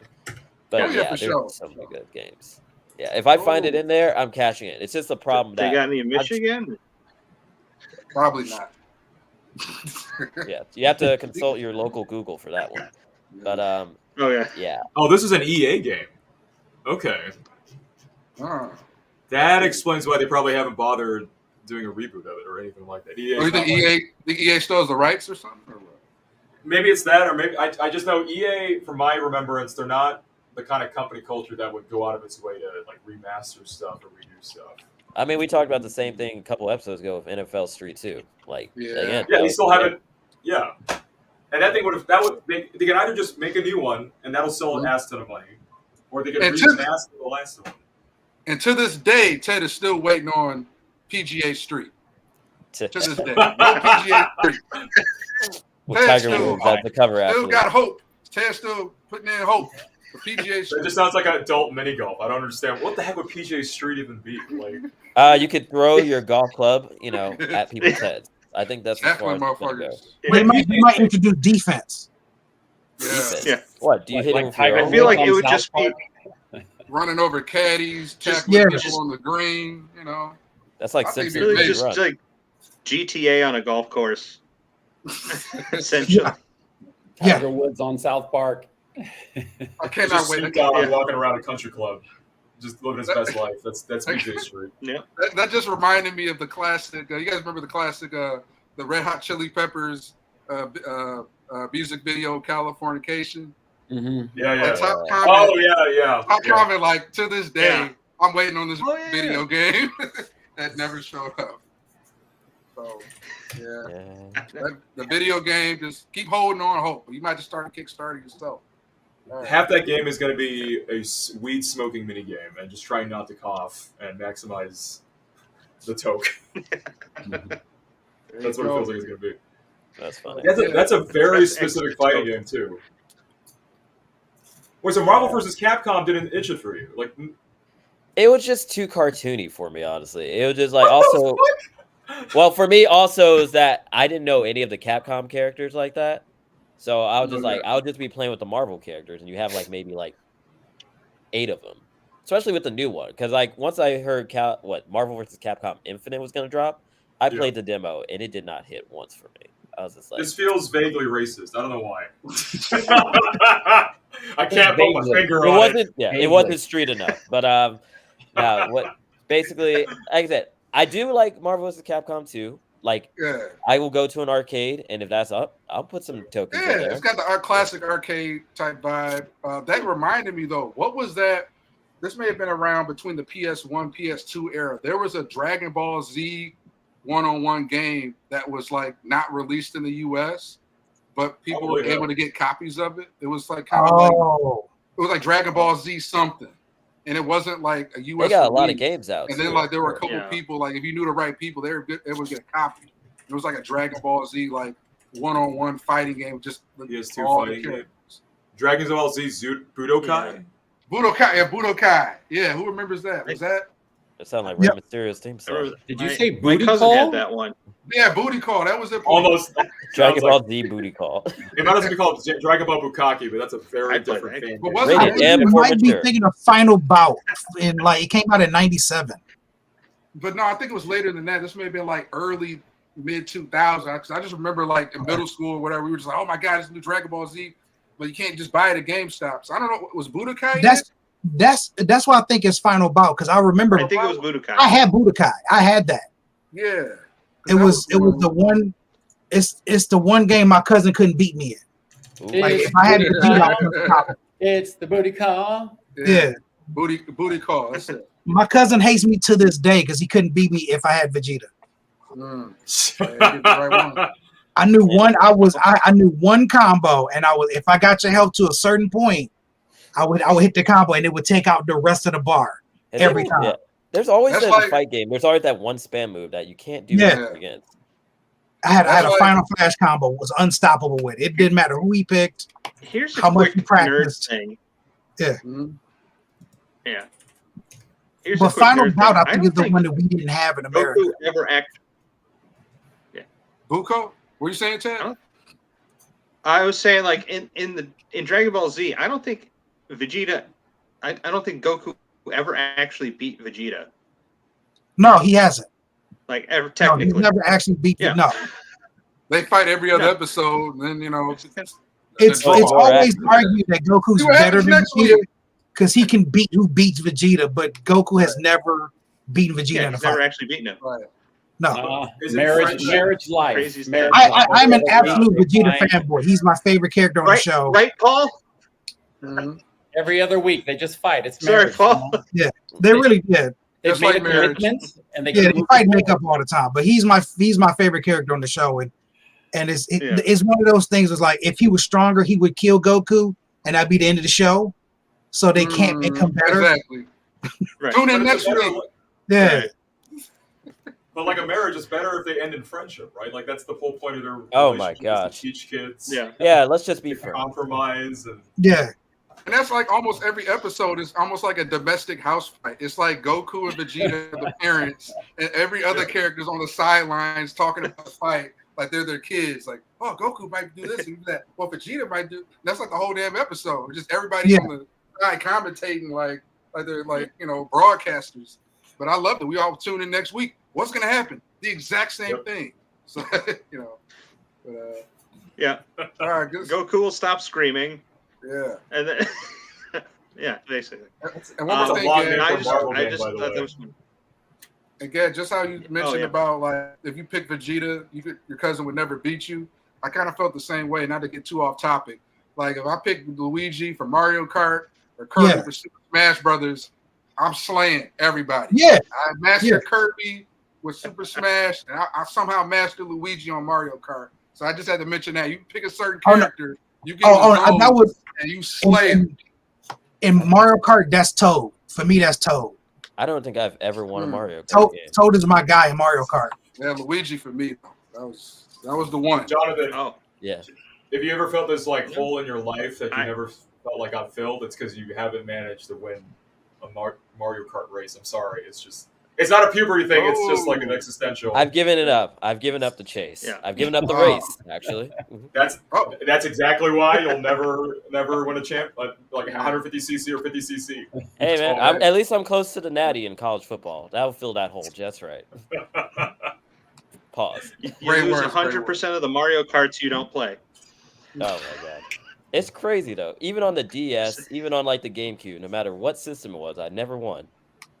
And DS was after you my wonder- time. No. You gotta learn how to drift. I think that's because I remember your version of like bringing the Marvel Nemesis game to school. Like the kids at my high school bring their DSs together to play Mario Kart, but then you had to master drift boosting. Oh yeah, the Oh, power. yeah. the They power had their squad, home yeah. court advantage. Mm. Yeah. You guys have no idea how many women I played in Mario Kart and let them win. And then I look at their screen and they're not power slide, they're just driving normal. It's like, I'm good at this game. I was like, you're not. They I'm pressing letting the you same win. buttons. I'm letting you win for specific reasons. You are not this good at this game. I've been playing Mario Kart since I was 6. You're not great at this. Dang. Don't I am try to letting you parallel win. park. Tell 'em, guys. Yeah, you'll definitely win if you parallel park. Yeah. Oh, you didn't pick say Peach that. again? Good luck. Cut that part out. Champagne Well, I'm Caesar. honestly, Oh, I'm sorry, Pandy. You go. I was about to wrap things no, up. they've got mini games in Mario Kart. I'm surprised they haven't added stuff like parallel park. Like you can shoot each other with shells in just like a non-race format.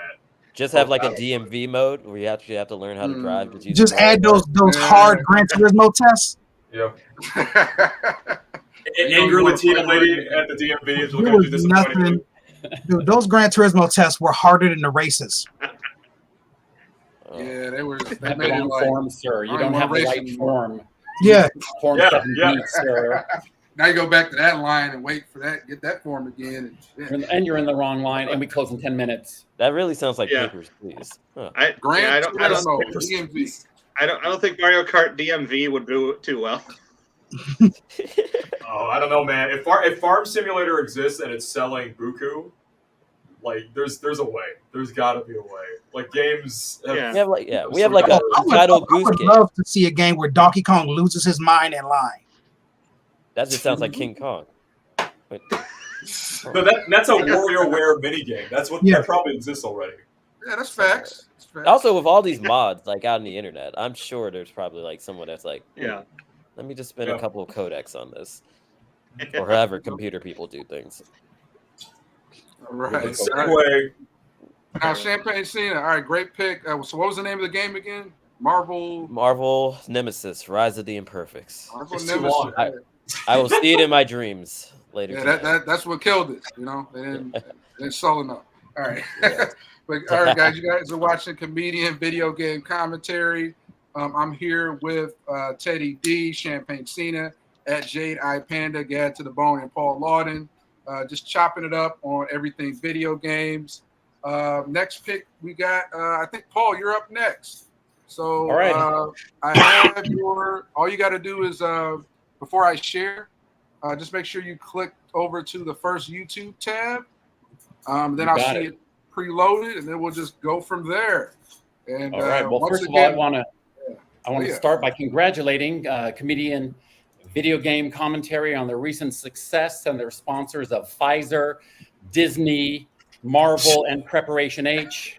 Although I don't have a current sponsor, I am looking for one, including Stone Brewery out of my hometown of San Diego, and their beer, Arrogant Bastard. Arrogant Bastard Ale. I don't always drink beer, but when I do, Arrogant Bastard Ale. Game on, biatch. Yeah. Hey. Now, that's what I call product placement. Yeah, I'm still waiting. And I only have to do that 7 more times during my section. So, yes, what I like to do is, I know everyone has brought some fairly intricate and involved and intelligent games where we have to use not only our sense, our intelligence, and our experience and bring it all together. And I hope this isn't too much, but I'm going to take it to yet another advanced level. And if you guys need to take notes or, send me an email or follow up with me regarding some of the intricacies and the details of the game that I'm about to share, feel free. I know this is something that the general public may not know about because it is so challenging to follow, and the competition of it is so intense that it's legendary. So I will go to my first. Here we go. Do I have to click share screen? There we go. And Here we go. I was off by like 10 years. I was in the range. I knew some fuckery was afoot. I knew it. So you were right. If you notice on the left-hand side, the person has 2 points. They're winning. Yeah. And that's bad. He's blocking it with something called a paddle. I can't keep up. What's going on here? This game's a little too fast for me. It's very fast and very intense. A lot of people believe, this game was invented by Atari in 1972. No, it's not true. It was actually created by 2 Siamese Chinese twins, Ping and Pong, and they just shortened. Oh my god! They wanted to be able to play a game with each and other. The dad joke of the year goes to quite successful, and it sold 8 million copies and kind of started the whole craze of video games. Oh, the twins. There we go. The Chinese twins. Now, was that Ping and Pong? We're here. Thank you so much. Oh my god, the timing. Timing is actually so insane. Now, if you notice, the guy on the right is much better because his point total is higher than the person on the left. Thank you for watching my presentation. This has been Pong. Thank you. Questions? There's a lot of sexual tension in this game. If you guys haven't noticed, if challengers just taught me anything. Right. Was there a sequel? The gameplay was okay to me. It was. I mostly played for the storyline. So much going on. This game helped keep families together. They would argue and bicker, but when the family just came together and played a little Pong, they forgot all their worries and fears and cares. Unless you're the middle child, from the looks of it.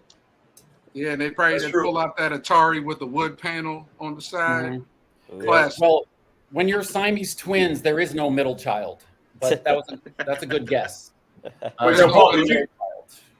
Paul, did you ever play the arcade version of this? Because I get like, Yeah, like the whole big. Is it blue? What's the difference? It could be. It's almost What did they identical. add? It's almost Isn't that identical. In fact, here I'm in Isn't that Atlanta, just air Georgia now. hockey? There's a place, there's an 80s video arcade, and pretty much games from late 70s, early 80s, and this is Yeah. one of them. And it's so funny because there are kids. If you want to go ahead and shut it off, and I'll go back to StreamYard since I already done with the video. Yeah, okay. And it's so funny because there are a bunch of kids there. They're like, "Hey, check out this game! It's like ping pong," and they're just there, boop. And they're so focused. They don't have a universe or a world, or they don't need 74,000 hours to slowly bankrupt a corrupted universe. They just go beep beep, and they're like, "Hey, check You're this telling out." me these are Gen Z kids playing Pong? What's that? These are Gen Z kids playing Pong at the arcade? It is everybody all the way. They're Oh, they're man. they're there with their families. They're doing little pizza birthday parties. 12-year-old up until like about 30 years old. They've got Asteroids. They've got Missile Command, Tempest, Galaga, Defender, Star Castle, which a lot of people don't know about. Millipede or Dig Dug. Jesus, these are. Oh goodness. All of these Never heard of old that. school 80s games, and it's I funny was a Gattaca guy. Gattaca and Pac-Man for me. That was they had Pac-Man, Miss Pac-Man, I think Junior Pac-Man, all right next to each other. And it's funny because all these, again, it's about 12 to 30 years old, most of the people there, and they're going nuts over these games. Hey, check this thing out. They call it. They keep running around. Everybody's surrounding. They're like, okay, you eat the little dots and don't let the other things get you. The little monsters, the little ghosts. Yeah. I think the simplicity of it is what they like. And I think it was Gad and maybe maybe it was Champagne was talking, or they were talking about how sometimes you get into a game, you got to read the manual and this and that. For me, I just want to shoot something. Yeah. right. And I want it to blow up, or I want to chase and swallow something or smash something and move on. Otherwise, if I have to start thinking and do research and investigate, I'm out. I just want to escape, shoot something, blow it up, or get blown up, and then have a good time. Yeah, shoot some shit. Yeah, I'm down for that. I mean, has anybody actually went back? I remember there was a relative of mine, maybe a great aunt.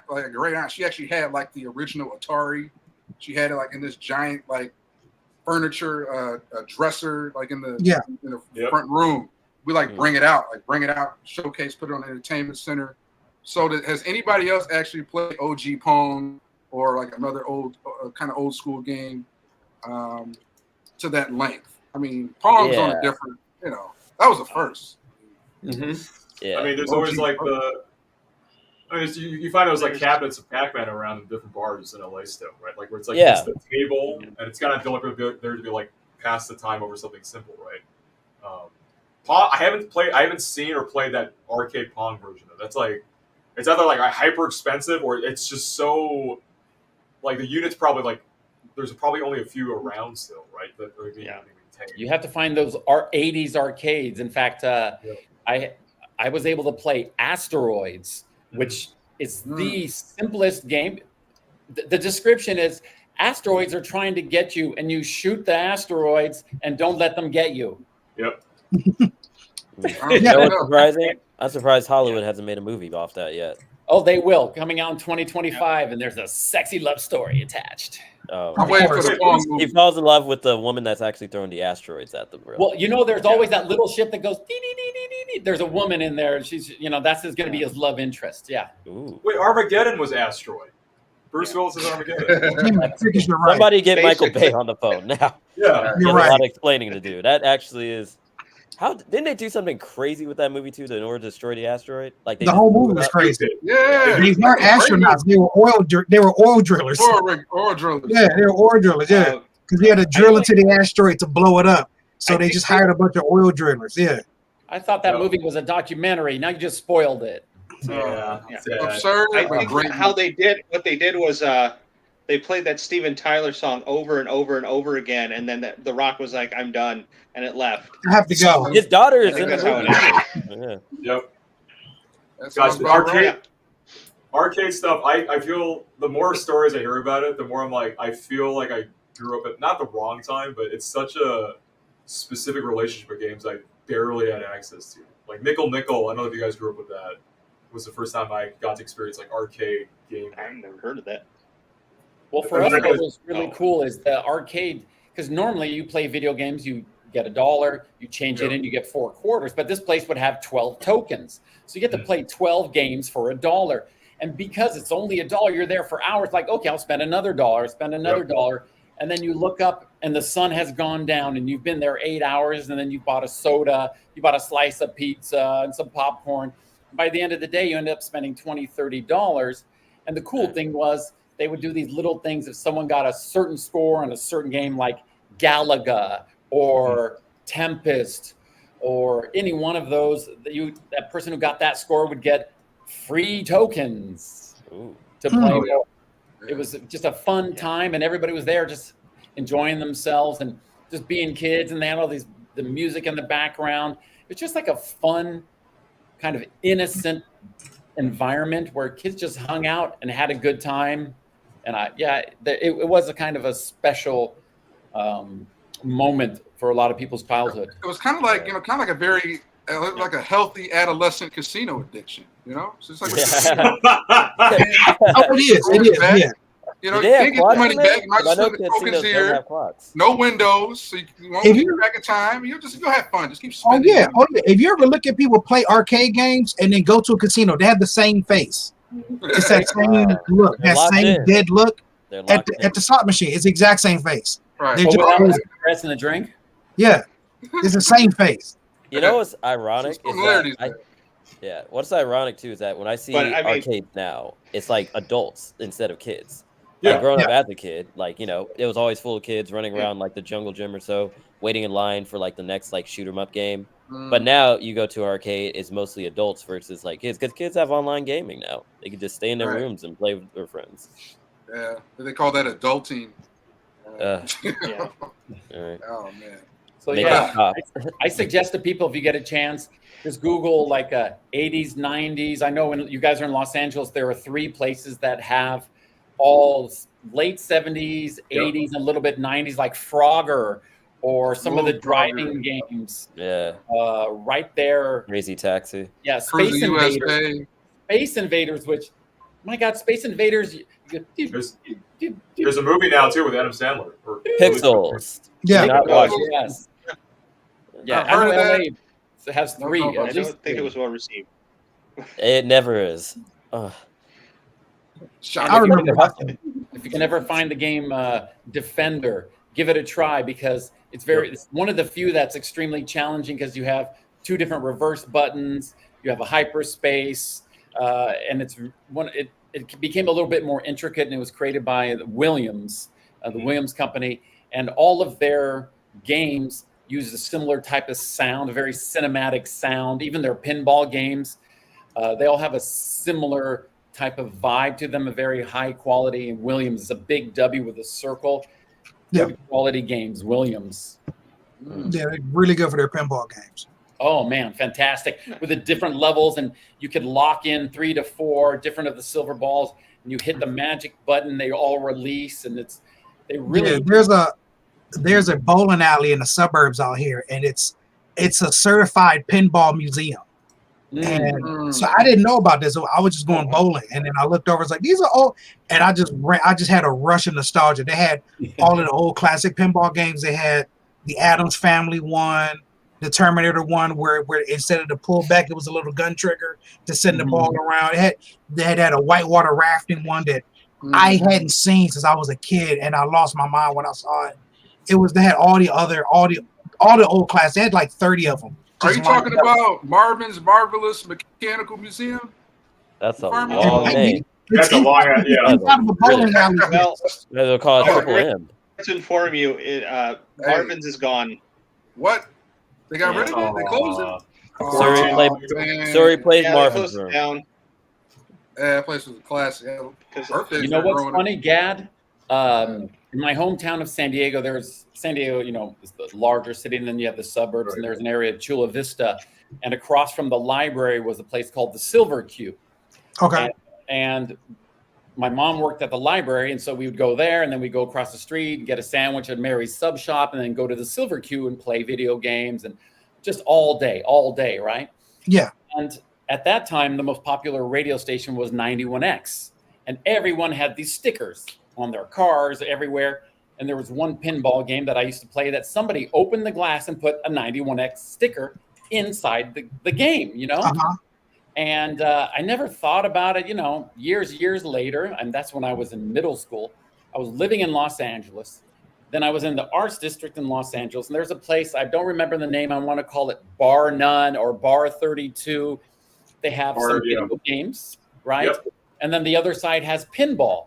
And I went in there, I said, oh, that's my favorite pinball game, which I didn't even remember the name. I go, oh, it's my favorite one. And I started playing. I looked down, 91X sticker.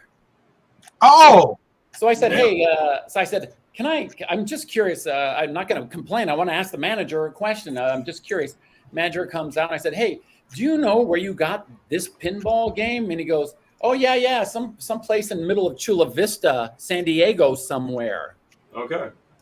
It was the same pinball game that I had played in middle school. Wow. In San Diego. That's incredible. That's wild. Full circle moment. Full circle moment, man. Never know what can happen here, folks. And speaking of San Diego, Stone Brewery, Arrogant Bastard Ale. I don't always drink beer, but when I do this podcast, Comedians Video Game Commentary, I drink Arrogant Bastard Ale. Game on, friends. Paul, I told you, you got to wait for the check to clear first before we start promoting. Oh, my gosh. The product just got to clear. I got to mention this 5 more times by the end of the podcast. Well, that's all right. It's okay. Yeah, I didn't get a check, so we ain't. I'll buy one if it's cruelty-free, as long as it's cruelty-free. And if it's vegan. There were no animals harmed during the making of that brewery. Animals. Oh, yeah. I'm talking about animals dying. It's people getting hurt. People getting hurt. Yeah, screw the animals. Brain cells. Just brain cells slightly damaged. Yeah. All right, y'all. But great. See, I only like my beer when it's like when there's added cruelty. So. Oh, you want to? Okay. Yeah. Made with love out of the 619, San Diego, California. Ted needs that label that says animals were harmed during the making of this. Yeah. Or the movie. I got to see that at the front of the movie before I even watch it. All right, great stuff, Paul. Appreciate you taking us down nostalgia lane, especially with the arcade vibes and bringing back the pinball memories. Look at you. You got the little firework thing going on. All right, guys. Once again, you guys are watching Comedian Video Game Commentary. We're currently streaming on YouTube as well as Twitch. So this is our Twitch channel right here, guys. If you guys want to follow us, we're up on Twitch streaming now. We're streaming right now on YouTube. And you can also follow highlights on IG and TikTok. We also upload the Rumble as well. All right, next, we got Gad to the Bone. You are in the hot seat, good sir. All right. Go ahead, and you got a big number to follow, Pong. Oh, I'm not even going to attempt. I'm just going to just do my thing and hope for the best. The same way if I follow a good comic. Big shoes to follow right now. By anticipation. I'm gonna chalk it up as a loss. I'm sorry, you had to follow Pong. You better bring the smoke, my brother. It's about to, Hey. Also, has Gad brought out a game that hasn't even come out yet? Of course not. But before I start, I found the bowling alley. Okay, all right. So it's called Premier. It's Premier Lanes. It's out in New Baltimore, Michigan. But this is all the arcade machines. Above them, they had fun facts on all of the different games above them. They told like how many they sold or how they were produced, all kinds of stuff. The Williams logo is down here. If you guys are following my mouse, this is the Terminator game I was talking about, where there wasn't a pullback. It was a gun trigger to start the ball around, and it's just another picture. I'd lost my mind in here as a full adult, seeing all these pinball machines that I hadn't seen in 30 years. You said it's a bowling alley? It's inside of just a regular ass bowling alley. So people go in there, they don't even bowl. They probably I've been there 5 times. I've bowled once. Hey. I didn't even Reagan presidency. Oh, and then next door is a concert venue. It's a wild little place. It's in a strip mall. It's a wild place. That's kind of insane. Those are children playing music on stage. Yeah. Like a Five Nights at Freddy's vibe. Hey, Panda, Yeah, Five Nights at Freddy's, Michigan, yeah. Panda, we're laxed on our child laws and child labor laws in I Michigan. was going to ask. Yeah. Yes. Samantha was Bingo. Miss Huckabee's child labor laws have infected Michigan apparently as well. Yeah. Again, is not child labor. I feel like What's That's true. That's true. It's just called respecting not adults. jobs. Yeah. It's just kids doing a hobby that I'm It's called charging a discipline. ticket price for. It's called discipline. It's called a lesson. Internship. Yeah, Exposure. It's better. Like we'll pay you an exposure. Work experience. character building. So shout out to Premier Bowling Lanes in New Baltimore. You'll be getting an invoice for the free beer. More importantly, do they serve arrogant bastard beer? Right. I need to see what that Premier Lanes. We serve only the finest arrogant bastard out of San Diego, California. Arrogant bastard ale. Bowling. That's a new trend I'm gonna start. I'm gonna just start like shouting out random businesses and then just sending them like a fucking invoice. Like, who are you? No. Hey, Like, I got Ernie Johnson. followers. Yeah, exactly. Sponsored I by mentioned nobody. you on Reverse the sponsorship. comedian Reverse sponsorship. video game commentary. Yeah, exactly. Yeah. I'm be invoiced them up. I feel like we're going backward in technology now. We Like, are. next episode. It's like It's my worth it. favorite game was Stick. Hey, don't piss on that game. That's a beautifully Stick in a can. imaginative game. Put a ball in the cup. Yeah, playing catch. There you go. Yeah. With my dad. Yeah. Great story. Well, Sports. my dad wasn't there, so I'm just throwing the ball at the Against the wall. You're just throwing Yeah, I it did- right Isn't against that, the isn't wall. that just called pickleball? I didn't get the dad DLC, so I didn't get to enjoy that. Your game mom was very too much. poor, maybe. That's It why. got recalled. Yeah. Just kidding. My dad's a good guy. He was there. I just don't want to. Yeah. Somebody clip that up and be like, oh, somebody. It's like when Wait, those so rappers Dad, make what's the like- songs. What's the one pinball machine that like you is either you haven't seen it yet and you want to find it, or like you judge a pinball place based off if they have it or not? Ooh. If to judge you, if you don't have that Addams Family one, I'm judging you. Yeah, I'm gonna say that's a. If you don't have that Addams one, Family's a classic. yeah, Addams Family and Terminator 2. If you don't have those two, I'm judging your pinball collection. Okay. Those are the two OGs to me as far as like the pinball ones. I'll give an honorable mention to Jurassic Park too. Like the That was a first good one. Jurassic Yeah, Park. that was a really Oh, good one. Yeah, definitely Addams Family is that pinnacle. I just say. Yeah. For me, it's And the are we Williams. into tilting or are you against tilting? Oh, always tilting. If it helps and it doesn't, if you give it a little nudge and it doesn't tilt, then I'm for tilting. But if some of them were a little bit sensitive, you're tilting too much. No, then I go to a different game, and I will throw in, even though I wasn't a huge fan of the music, the Kiss pinball was pretty awesome. The Kiss music group was pretty fun. Yeah. Oh, I didn't know they had one. It's pretty fun. Oh yeah. The ball going the guy's tongue, rolling down the tongue. Oh, That sounds kinky, but okay, I'd be into that. Yeah. That's fine. kinky Yeah, vibe. Kiss was really good at marketing, Yes, they were. and they played some music. They did some stuff. All right, so Gad, what you got for us? What's your first video game pick? Good All sir. right. So we got- last get back to- episode we talked about we talked about atmosphere. We were talking about Gears of War. So I just wanted to do a game that I think has the best atmosphere of any video game I've ever played. Just a game that really immersed you in a feeling of a game, and that's Division 1. The Division 1 I think has the best atmosphere of any game I've ever played. Just as a quick note of it, it was released in 2015. I want you to remember that year just for the atmosphere. So Tom Clancy games are known for their like realism or like depth of story. Like his books, he was investigated by the FBI at one point because his books had too much secret information in it, and they wanted to know how he knew about certain types of gear and weapons and stuff. Yeah. So the story of this game, I think, would make a great movie. Oh, The story of this game is a Unabomber type of person, type of like an in the world type of guy. He develops a super virus. He mixes like smallpox and malaria and he mixes them all together and makes a super virus. he infects them on dollar bills, and then he goes shopping in New York City on Black Friday. Yeah. And just from that, the population dwindles to just a quarter. Everyone dies, and your character is a Jason Bourne type of person where he looks like a normal guy, and he gets that phone call, oh, gotta go be an assassin, and you're in this unit called the Division. And if everything goes to hell, you guys get activated. But normally you're just a guy that works in a library, just a normal job. So, and you're out there trying to keep the peace, different factions pop up, and just the game, the video that I'm sharing now is just atmosphere. It's just showing how cold and empty New York is with everyone gone. So there's not going to be a lot of gameplay in this. It's just a guy walking. And this was just one of the things that was fascinating to me. I'm just sitting in the basement, and I felt like destitute as I was playing this game, because everything's cold. Like this is like it's Christmas time in New York. There's no one around. There's barely anyone around.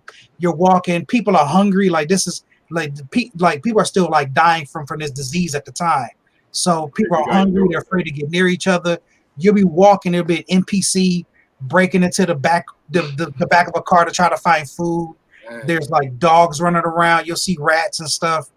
Rat can. Certain things, you'll turn a corner, you'll see two people fighting over like a can of food. Like, and they're not enemies, they're just hungry people legitimately fighting over resources in the street. There's just random dogs that don't know what's going on. Where's everybody? I haven't seen my owner. The trailers were just traumatic because it would be flash cuts of people like dying or barricading their homes. Or like if you're walking around, you could see a person and give them food, and then you'll get items in return. And the different factions of the game kind of made sense for the time. So you're in New York. The people he was fighting right there at that time, they're called the Rikers. So when everything goes to hell, everyone in Rikers Island gets set loose, and they just took a bunch of cop ammo, cop gear, and so he's just a bunch of hardcore prisoners running around in Manhattan, and that's what those guys are. There was another group that was obsessed with keeping things clean, but they were doing it through fire. So it's a bunch of sanitary workers that got hold of napalm, and they're just burning everything up. So anything you see a burnt out car, that's what they did. Paramilitary shows up. That's the hardest faction in the game to fight. They're trying to keep the peace, but they're really not for good causes. And just walking around, I just love the different parts of this game. There was one part in Upper Manhattan that you got that got opened up later, and you really see the carnage of if a city this big, people just die off like at a massive level, where they brought in bulldozers to push the bodies to the side, and if you look down, the ice was red underneath you. It was just it was really dark. Like the game is fun. A civilian in need that they need some food or water or something, and they could give you gloves or something in return. It was just something, one soda, and then you got. She probably has a job though. Like she's just doing this for extra. I'm like, why are you doing this in a blizzard? I don't. She's outside. But I love this game. Really, was what? It is New York. Gotta get those Timbs. Yeah. Oh yeah. As soon as I unlocked Timbs, I was excited when I got some Timbs in this game. I was really excited when I unlocked a pair of Timbs in this game. They better bundle up. Yeah, it's got pretty good, accurate landmarks in here. Like Times Square looks like Times Square. Radio City Music Hall looks like, it's not named that, but it looks just it's Grand Theft Auto style, where everything in LA looks like the game, but it's not named that. They did that in here pretty well. Like I went to maybe 2018, whatever year the New Year's Eve had the second coldest on record. Like I think it was like 2018 was when I went, and I walked by a spot that was that looked just like a spot in the game. I took a picture and made a side by side. It looks exactly the same, right down to the Christmas ornaments. Just a woman crying in the street over, like, it'd be bodies, and the way the bodies would be in the ground, you know exactly how they died. Like it's a lot. And the Rikers, the guys from prison, they hate the peacekeeping force, so they're like messing with bodies, putting traffic cones on their head, laughing. Like if you see a body that's like, or if you see someone that died and it looks funny, the Rikers did it. I could totally see them like when they were making this game, taking those scenes from the Dark Knight series Yeah, and like a certain Batman series where it's like, where Gotham gets shut down or a section of Gotham gets shut down, and this is the same sort of civil unrest and chaos. yes, Right? yes. And just from this game, it's and I want you to remember like 2015 because it's a game it matches COVID too much. Yeah. For a game that came out A little bit of that. 5 years before. Throw a little And 2008 recession in there. Yeah, all of that, and then the Division Hard 2, time. when like the Division 2 things are a little bit better, so it feels like 2021 when we're kind of going back outside, and there's graffiti in the Division 2. It says the virus is a hoax. It's like a lot of QAnon stuff in the background in Division 2. Like Division 1, everything is like we're just in survival mode, and Division 2 is like more of like a rebuilding type of vibe. And it's like the summertime, like it's like 6 months after this game, but nothing felt sadder than when I was playing this game. It's just like, he's killed a few people, but you can just have like, if you play this in the basement when it's cold, I felt cold when I was playing this because it just is a blizzard all the time. It looks like this, and sometimes it's daytime, but this is the vibe of the game. And it's, there's other action spots, but it was always fascinating to me that whenever I visited New York, there was never a time I was alone. But in this game, I'm always alone.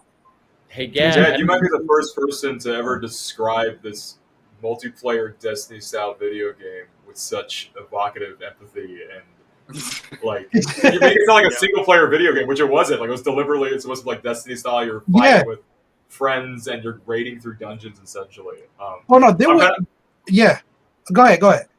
There's also this like meta joke in my head, like this. I know that some of the guys and girls that worked on this, and it's a Swedish studio that worked on this originally. So this is like their attempt to like capture New York City and to.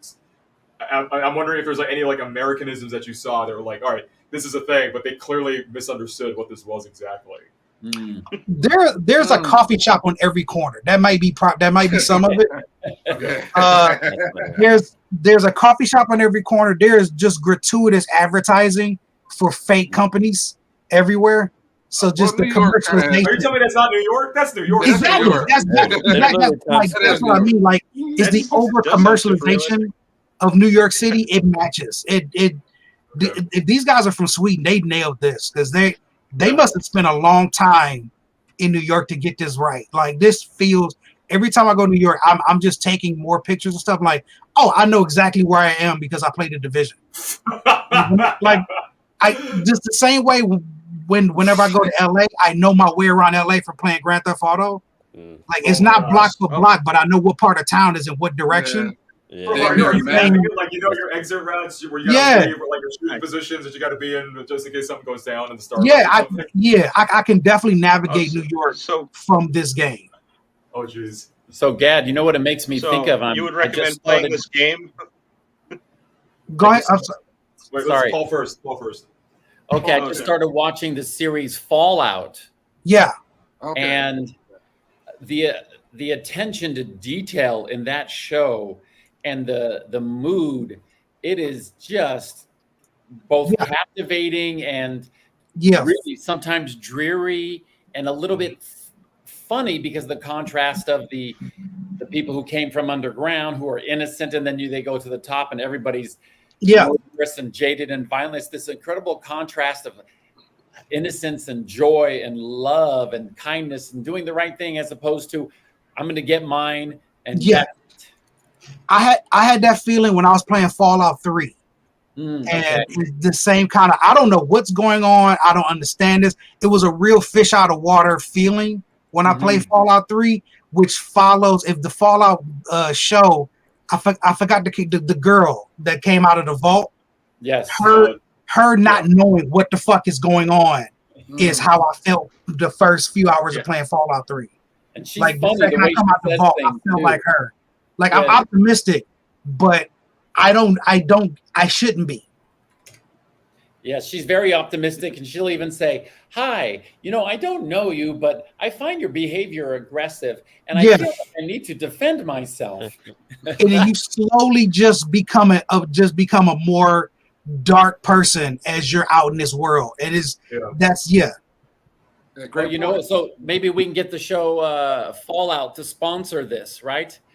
Arrogant Bastard sure. Ale, That would, I mean, I'm always looking for a check from Fallout. somewhere. comedian video game commentary live. What, Panda, call your Swedish friends because I really bigged up this game.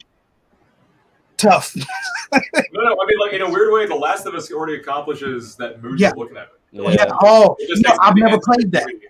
Oh man. You'd be very interested in that series. It's You want to Yeah. know what hopelessness feels like? So Play yeah, The Last of Us. I'm going to play that. I bought it, and my mother wants to either play it herself or play it with me because she got really into the TV show.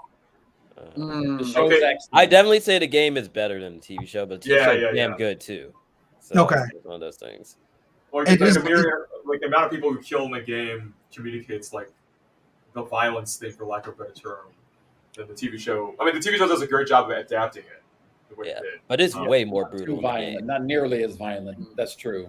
It's more Yeah. story developing and yeah. And you art. care about the characters too. So Yeah. at a certain point where it's like if somebody dies, you feel the loss. You feel the loss. Mhm. The Hey, Ted, you divisions had are a, curious. Go ahead. oh yeah, Ted, you had a point. Your brother mentioned something earlier. Oh, I think like I can't wait for like when they do the Pong adaptation. of one of the- of It's one of the shows. challengers. Oh my gosh. Yeah. The Pong edition. Right? Interesting. The division, it's like Tom Clancy. I kind of associate him thematically with like post 9/11 vibes, for lack of a better term. Like 24 popped off in the post 9/11. Yeah. A lot of the Tom Clancy games that came out and movies were about like dealing with post like Patriot Act stuff, dealing with terrorism. Division 1, I'm kind of surprised it took off. Like for me as a game developer, I'm trying to figure out how these Swedes got together to pitch the Ubisoft. Be like, hey, all right, we're thinking like a multiplayer video game, modern weapons and stuff, a little more interesting gadgets that are theoretical at the moment or hinted at, but it's gonna sell a lot of money and it's gonna be a multiplayer game that people want to revisit over and over again, like grind in that game.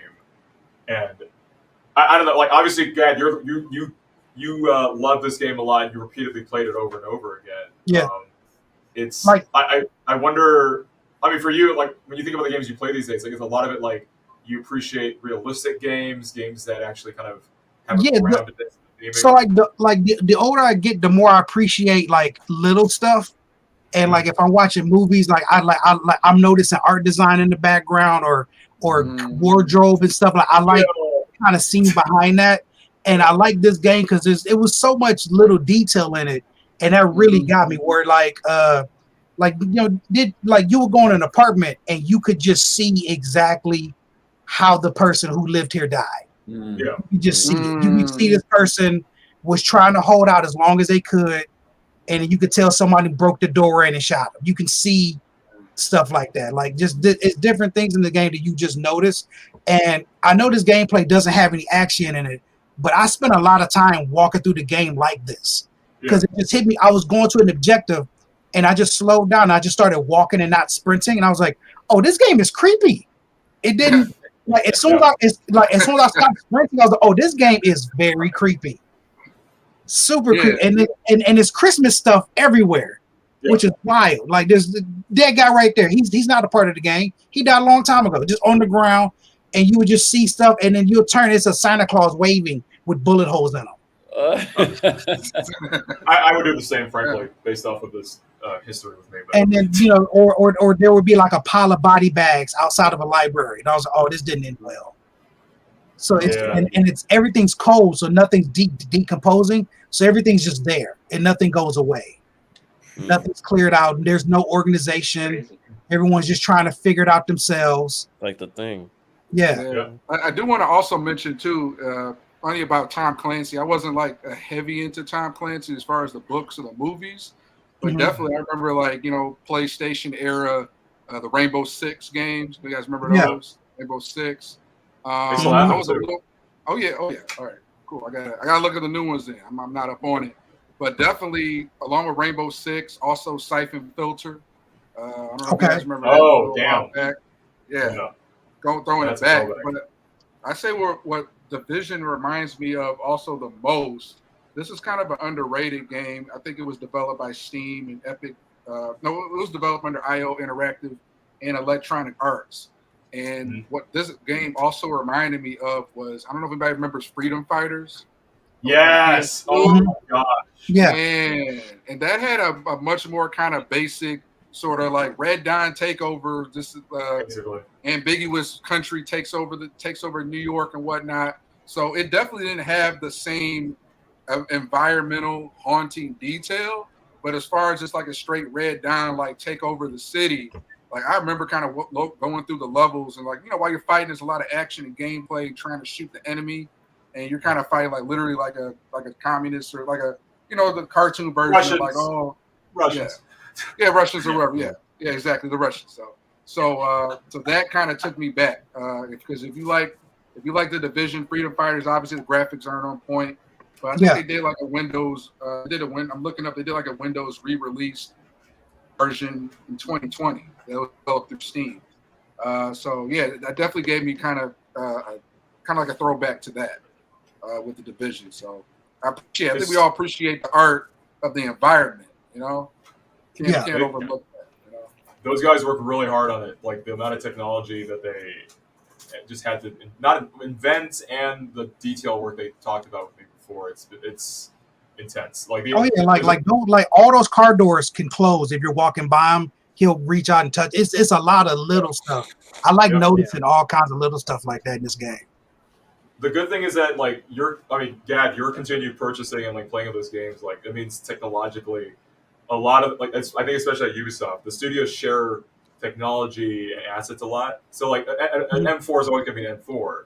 So if one game visually looks very similar to the other, they can translate those like animation sequences or certain components of the engine pretty much back and forth. So think of like the next Splinter Cell. Wouldn't be surprising if they used a lot of like Division-related assets and stuff like that. Because like a Toyota Camry is always a Toyota Camry. That doesn't need to change necessarily too much. Yeah. It'll be interesting to see because they're working on a Star Wars Outlaw right now. Yeah, every time I Google the Division, Star Wars Outlaws comes up. Yeah. And if you buy that, you'll be helping pay for my bills indirectly. So okay, gotcha. Good to know. All right, good stuff. Is that on PC? It's for PlayStation 5 for sure, I think. And then I'd have to check. And what's the wherever it releases, buy it, and you'll be helping me pay for future alimony payments. I just have a feeling. Congratulations! Congratulations! Panda, what's the name of that game? Star Wars Outlaws. Yeah. Congratulations, Panda.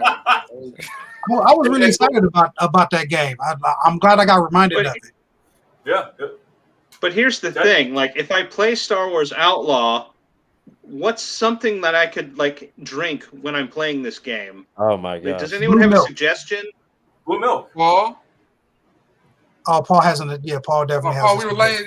That's interesting that you would ask me that.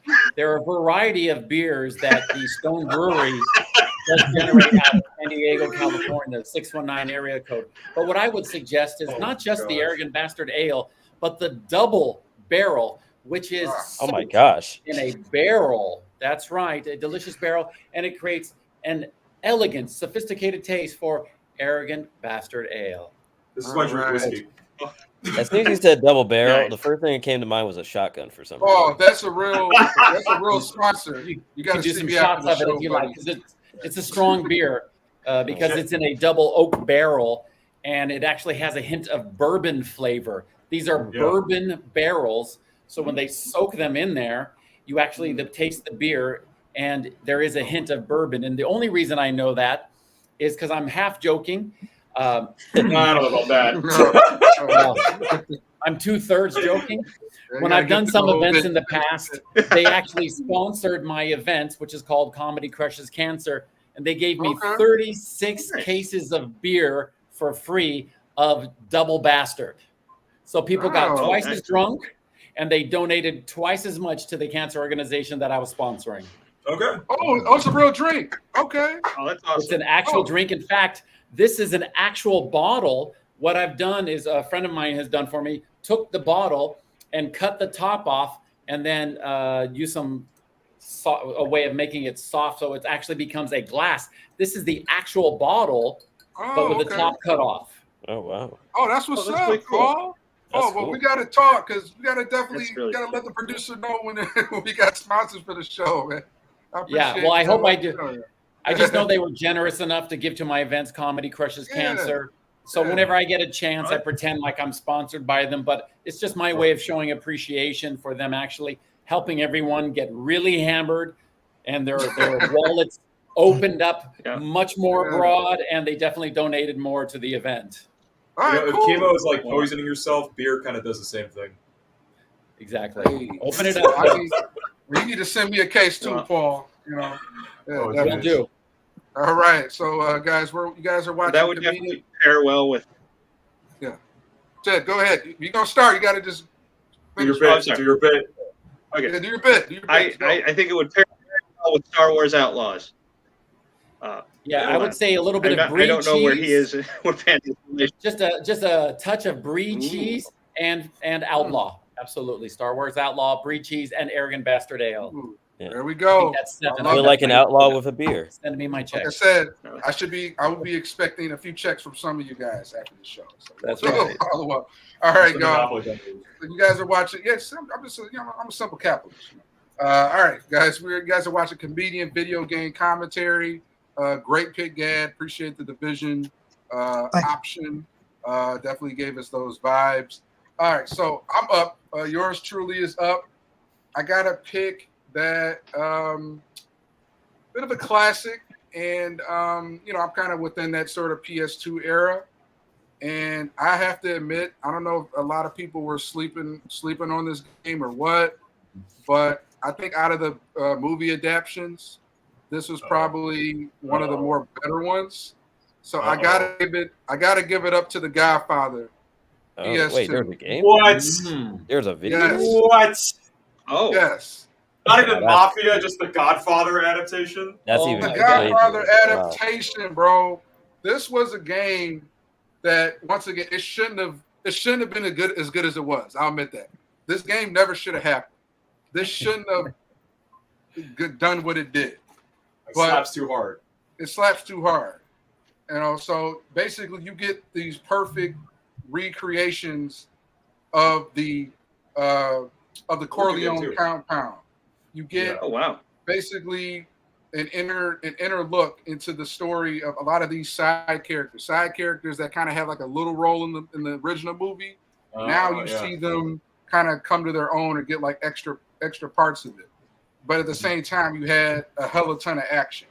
So this was a game where, once again, like there was a lot of hype, anticipation around it. I don't think everybody kind of maybe appreciated. I mean, it did pretty well sales wise, but you were able to kind of relive the movie, but then at the same time, like, there were like some Oh, there you go. there was some action going on. No, Harlem Nights. Yeah, some Harlem Nights type stuff, right? Yeah. Man. So New York does not ever look that clean. This is a dirty lie. yeah, exactly. Yeah. So this It's isn't fantasy.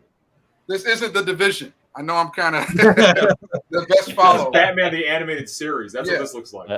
Exactly. But if I had to like, as far as like the number of hours I spent kind of playing this game, probably too many to count. And Jesus. I do appreciate, just like the drive-bys. This was, bro, I get it. I know we had Grand Theft Auto that was up around this time. I'm not comparing it to that. But if you were a fan of the series, once again, like there was some fun stuff here and then some, So that's my pick. The Godfather. Now, anybody ever played a Godfather game, or is just like this flew over everybody's head? Yeah. So, My assumption growing up was that all movie games were just 99.9 of them were just bad. Like they were just cash grabs. This is the first time I've seen anybody give praise for like a shooter movie video game. And usually the genre would be like people remember the Mafia, not this usually. But what I even appreciate though is like there were like parts of the game where you basically weren't playing the exact same storyline as the movie, but there would be little pieces like if you watch the original Godfather where they were trying to kill Don Corleone when he was like after his first attempted assassination, he was in the hospital. Now you're playing Michael Corleone, where he's at the hospital with his dad, but now all of a sudden the rival mafia family, they're breaking into the hospital trying to finish the job with Don Corleone. Now you gotta like defend them, like and trying to get him out of the hospital. Yeah, But I was gonna there's ask actually- if it's like lore accurate or no. I was just wait, who was next? Oh, I was just kind of wondering, is like if this was like a side story, a sequel, or is it like a story, like a game is like happening alongside the first film? Well, yeah, this takes place with the first Godfather game. But what they do is they'll do like little submissions, and there's even like full blown missions that reveal the story behind the story to where this is why this happened because they were doing this, and kind of like filling in gaps like within the first movie. So I remember this warehouse scene, like where you're trying to like blow up. Basically, you're trying to get into the rival mafia family. You're trying to get in and blow up their factory to, because they're the bootleg competition.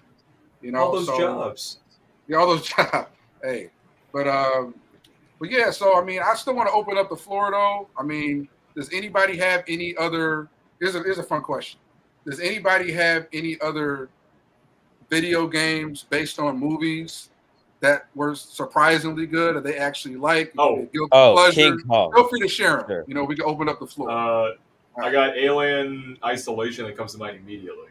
That's that's good. great That's choice. terrifying. That's a great one. All right. Yeah. So, Panda, break down Alien Isolation, and then whoever wants to go next. Your best, the best bad video game adaptation that you thought was good. Oh, best bad video game. That's well. different. If you think it was good, what make you think it was good? If you think it was good, if you think it's bad, but I like Alien Isolation. But Panda, you go ahead and give me details on that. I mean, Alien Isolation. There's been plenty of Alien games across the universe. There's always like the Colonial Marines angle. There's Alien versus Predator. Lets you play all three. Alien Isolation just straight up does the one-to-one thing that the first movie did, which is, hey, you're a woman on a space station, and sexism isn't the problem. It's an phallic alien hunting you down the whole time. And the game does a very good job of making you have to. You can't even fight the alien. It's like them if you're dodging the alien, you're trying to sneak around the alien, you're trying to track where the alien's at while trying to get off the space station. And they just did a very good job, that team, and it's a European team once again, of nailing the art aesthetic of the original movie that Ridley Scott did. I think Ridley Scott did, right? Not James Cameron, the first one. Ridley Scott. Ridley Scott first. Ridley Scott, yeah. Nailed the art direction, the aesthetic. Did a great job of like making you feel as if you were like a Ripley-like character, and the AI that drives the alien non-player character feels threatening, feels smart, and it adapts and learns as you continuously play the game and decide to do certain things. So if you are more aggressive with the alien by trying to flamethrower it away from yourself, it'll adapt to that player behavior. Or if you're the kind of person that generally tries to, hot people. If you try to like hide more often, the alien will adapt to that. And it's the weirdest thing knowing that, like, why did it take this long to get to this, like, to me, like the purest alien experience in a video game? But we finally got around to it, and then even worse, they built a VR version of the same game. So if you really want to absolutely make yourself not scary, yeah, 100% no. That'd be badass. But I appreciate the effort. 100% no. What I do appreciate, I mean, if you want to get rid of those pesky dry pants, yeah, yeah, sure. The YouTube clips scare the shit out of me. I definitely don't want goggles to help. Oh, you're locked into the fear at that point. Yeah, that's a good choice. I don't have anything better than that. I mean, that's a good game though. The dual shock controllers alone can be too much, I miss that. Yeah. Who remembers that? Low key, that was probably a lot of kids' first introduction to adult toys unintentionally, but Oh my gosh. that's a different conversation. That's a lot of God of War players, like God of War 2 or 3. I feel like that's what, press X really hard. Yeah, really hard, repeatedly. Right. Now I know a lot of the games that are made from movies are essentially from films that do have violence, and then they select moments where they feel they can elaborate the violence or enhance the story. It would be interesting if they could take something where the main characters aren't the ones who weren't guilty of doing the violence, but people were attempting to do violence against them. And then the video game shows them reacting to it, sort of like, I don't know, Dumb and Dumber. Yeah. Violent video game, because they're always being chased. So in this one, maybe they decide to retaliate, and it's Jim Carrey and the other guy, what's his name? Bill Paxton, is it who it is? Aliens? Yes. Jeff Daniels. Jeff Daniels. And instead of they continue to be funny and silly and weird and odd, but at the same time they're killing everyone who tries to kill them. That's an idea. Oh, absolutely, yeah.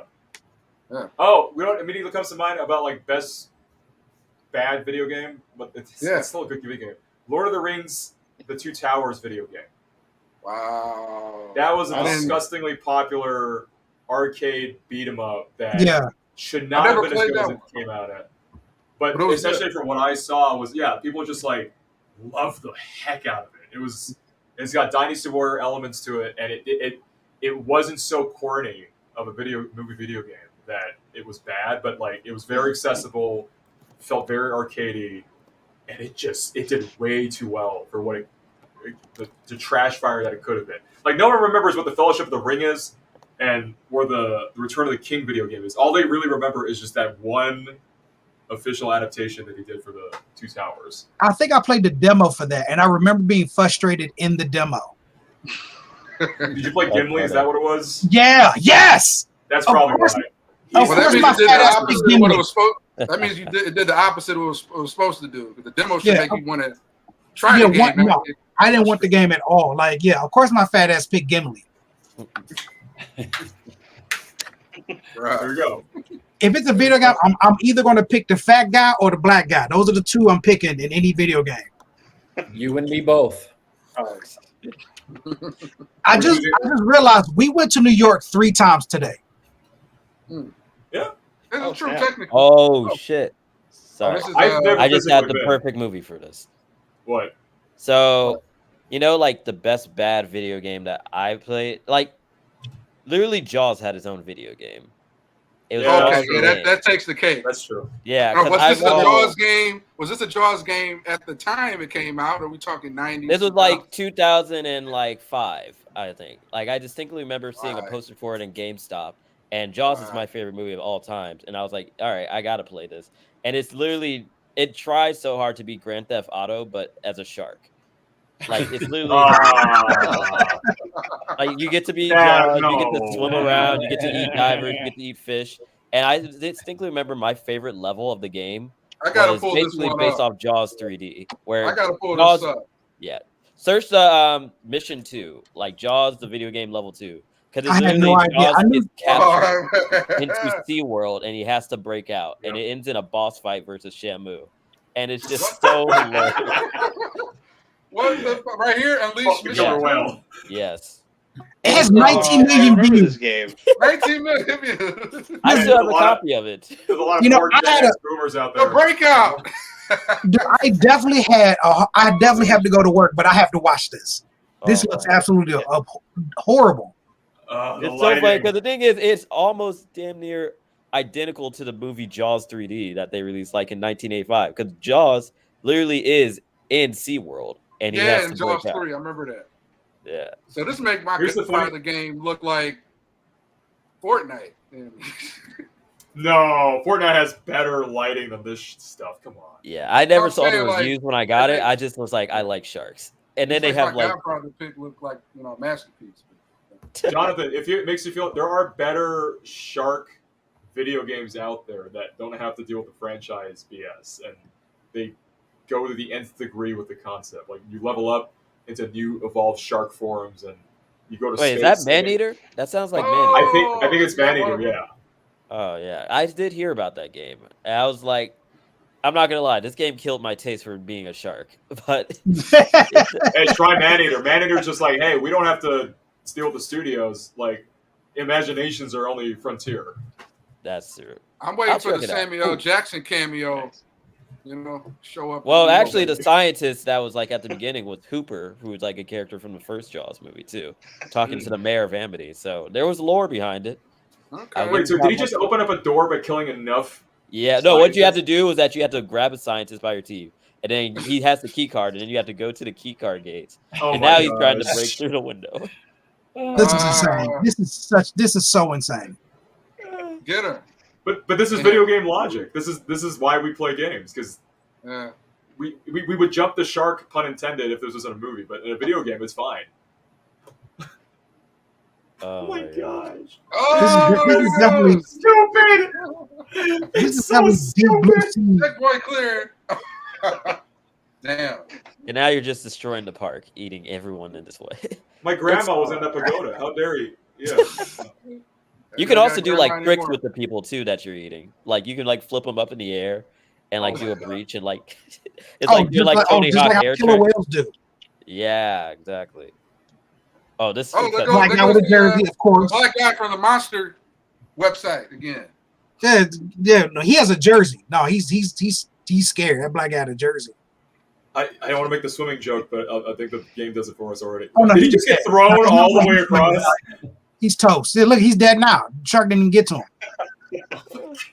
Yeah. No. Oh, he's swimming. He's swimming though. Oh, Oh my Oh, gosh. man. Well, y'all I watch- hope the guys that work on this get paid a lot, because just the stories I hear from the older guys that work on these video game adaptations, they move so fast.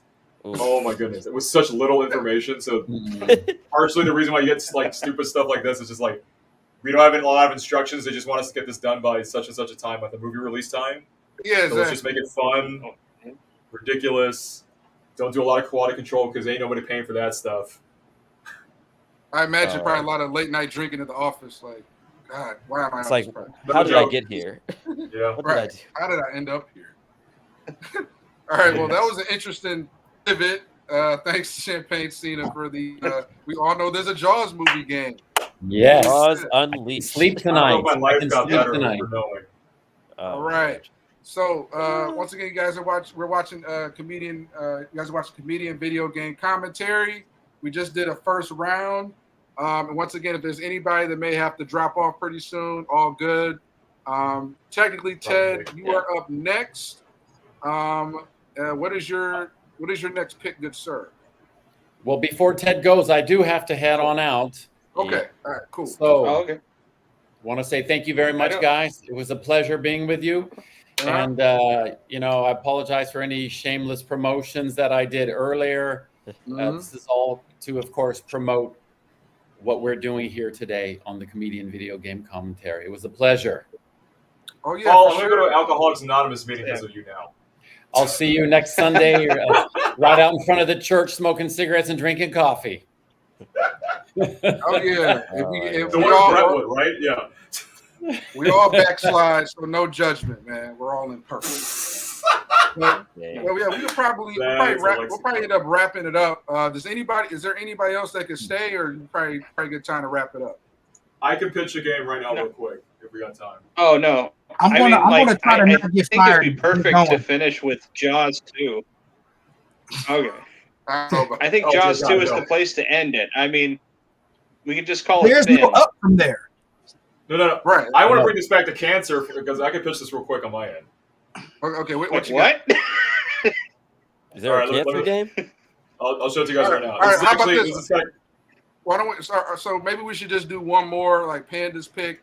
Then we'll probably call it a day. Okay. Yeah. we're All going right, with that. cool. Sounds good. All right, cool. So what you got for us, Panda? Go ahead and share your All right. screen. I got this game called That Dragon Cancer. So context, there's a All right. buddy of mine, should be showing, right? Is it showing? Yeah, I got it right here. Okay, there we go. Okay, so there's a buddy of mine named Ryan Green who lives out in Colorado. He is a game developer, and his son, baby Joel, got diagnosed with brain cancer when basically about the time he was born back in 2015. So a lot of people have, I mean, Paul, you've probably seen plenty of stories, right? Sometimes some people make films, some people write essays, documentaries. Ryan's weird because he's a game developer and decided to make a video game about his son's journey with brain cancer. Started off with like a JRPG looking video game, but now it eventually developed into this full 3D game. Would be like the light turf. I would call it more like an interactive poem, technically. So he's worked on this with his wife. It's him and his wife writing it together. the team at Numinous Games. And this whole thing is essentially kind of this, what I would describe as like, well, Riot pitched it as like, by the end of the development cycle, the game hopefully teaches people this is what it meant to love Joel.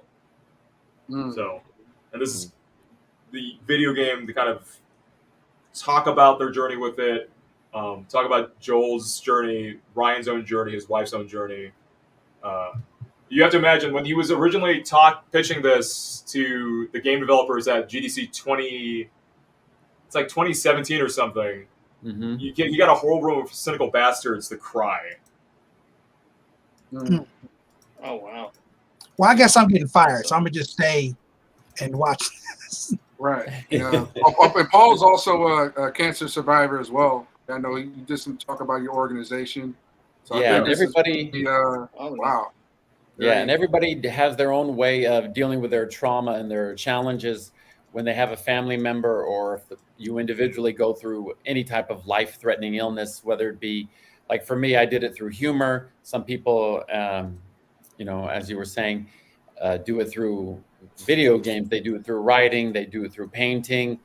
And it's not only cathartic, but it's also engaging for others and also enlightening to what it might be like and what experience you may have when someone else is going through this. So it's really, everybody has their own unique way of expressing their challenges going through something as intense as this.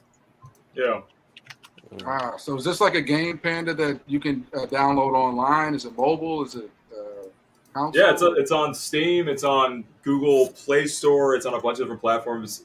You're basically paying $15 for, at most, a 3-hour experience. And I think this is one of the few times I've seen a game do a very good job of, I mean, it accomplishes what it does, I think, which is like, hey, this game helps you understand what it meant to love Joel. Joel, unfortunately, actually died before the game could finish. And so the development team went through a huge revisiting of like, all right, so what are we doing this for now? Because there was this kind of presumption they had that he would be in remission and stuff by the time they finished the game. Right. And, Yeah. I mean, this is where like there's a kind of genre called serious games that exists in video games. It's indie, as you might imagine, but I think this is one of the few times where it's so directly confrontational with the topic. It's not it's not a metaphor. It's not trying to make it fantastical necessarily or overly fantastical, and you just very much see Ryan and Sarah, the husband and wife team, like really bare their soul out on what those 5 years took from them and what it took to walk through together at the end, like through Joel's fighting cancer and whatnot. And it attempts to like, it kind of fights this whole thing about like, how do you gamify things that seemingly can? So the original game, when it was used to be like this top-down JRPG looking thing, the whole objective is to get Joel to stop crying. Like he's just crying in the hospital room. So everything you do in the hospital room is like watch TV, rock him to sleep, give him more water. Like everything fails, and it kind of defeats your own assumption as a player. Like I should be able to accomplish. I should be able to like win the objective. And then the last option the game provides after like fruitless attempting to do something is you're given the option to pray, and it's just a button to do that, and it prompts you to do that. But then there's no like gameplay elements about that. And at least in that particular version of Prototype, it was like Ryan's trying to communicate through a game experience, like, hey, we have to do something that is like this is the only thing you're left to do, and it doesn't feel like you're doing anything. But I'm trying to get the game to kind of communicate to somebody how helpless I felt in that moment in time to get my baby son's peace or happiness in that moment or whatever else. And then there's elements of that in this game too. And so, yeah, there's actually a documentary also called "Thank You for Playing" that accompanies the development of this. So if people out there just want to watch interviews and what it's meant to for the development team to work on this and like footage of Joel and whatnot, that's another way to experience the game. But I'd say it's like if you're gonna pay $15 to watch a really good movie, this is way better than a movie.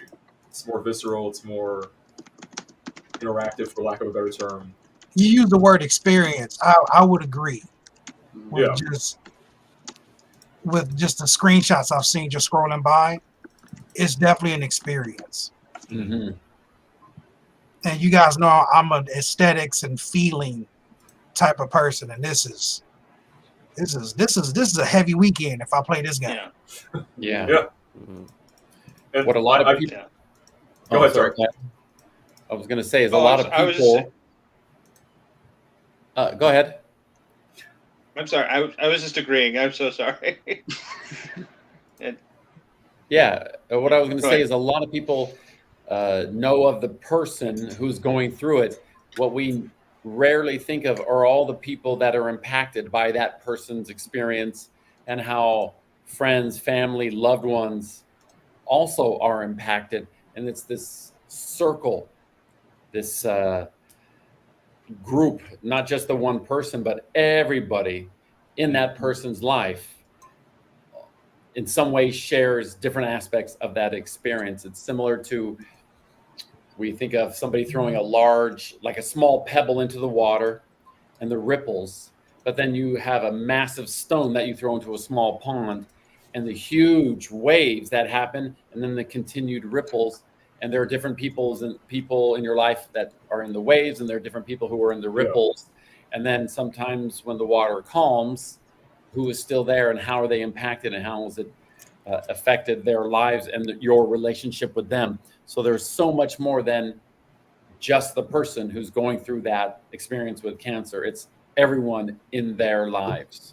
Yeah. And especially, go ahead, sorry. Oh, sorry. And I was just wondering, so does each level kind of represent just like a certain experience of like, okay, I have my kid going through cancer. And it's like, this is what it's like kind of going to the playground with them versus other normal kids. This is like when we're going to this social situation. Or, Yeah. You know, Like, it sort of addresses those issues like when it happens, you know, from different events. Like if you're going through that with someone.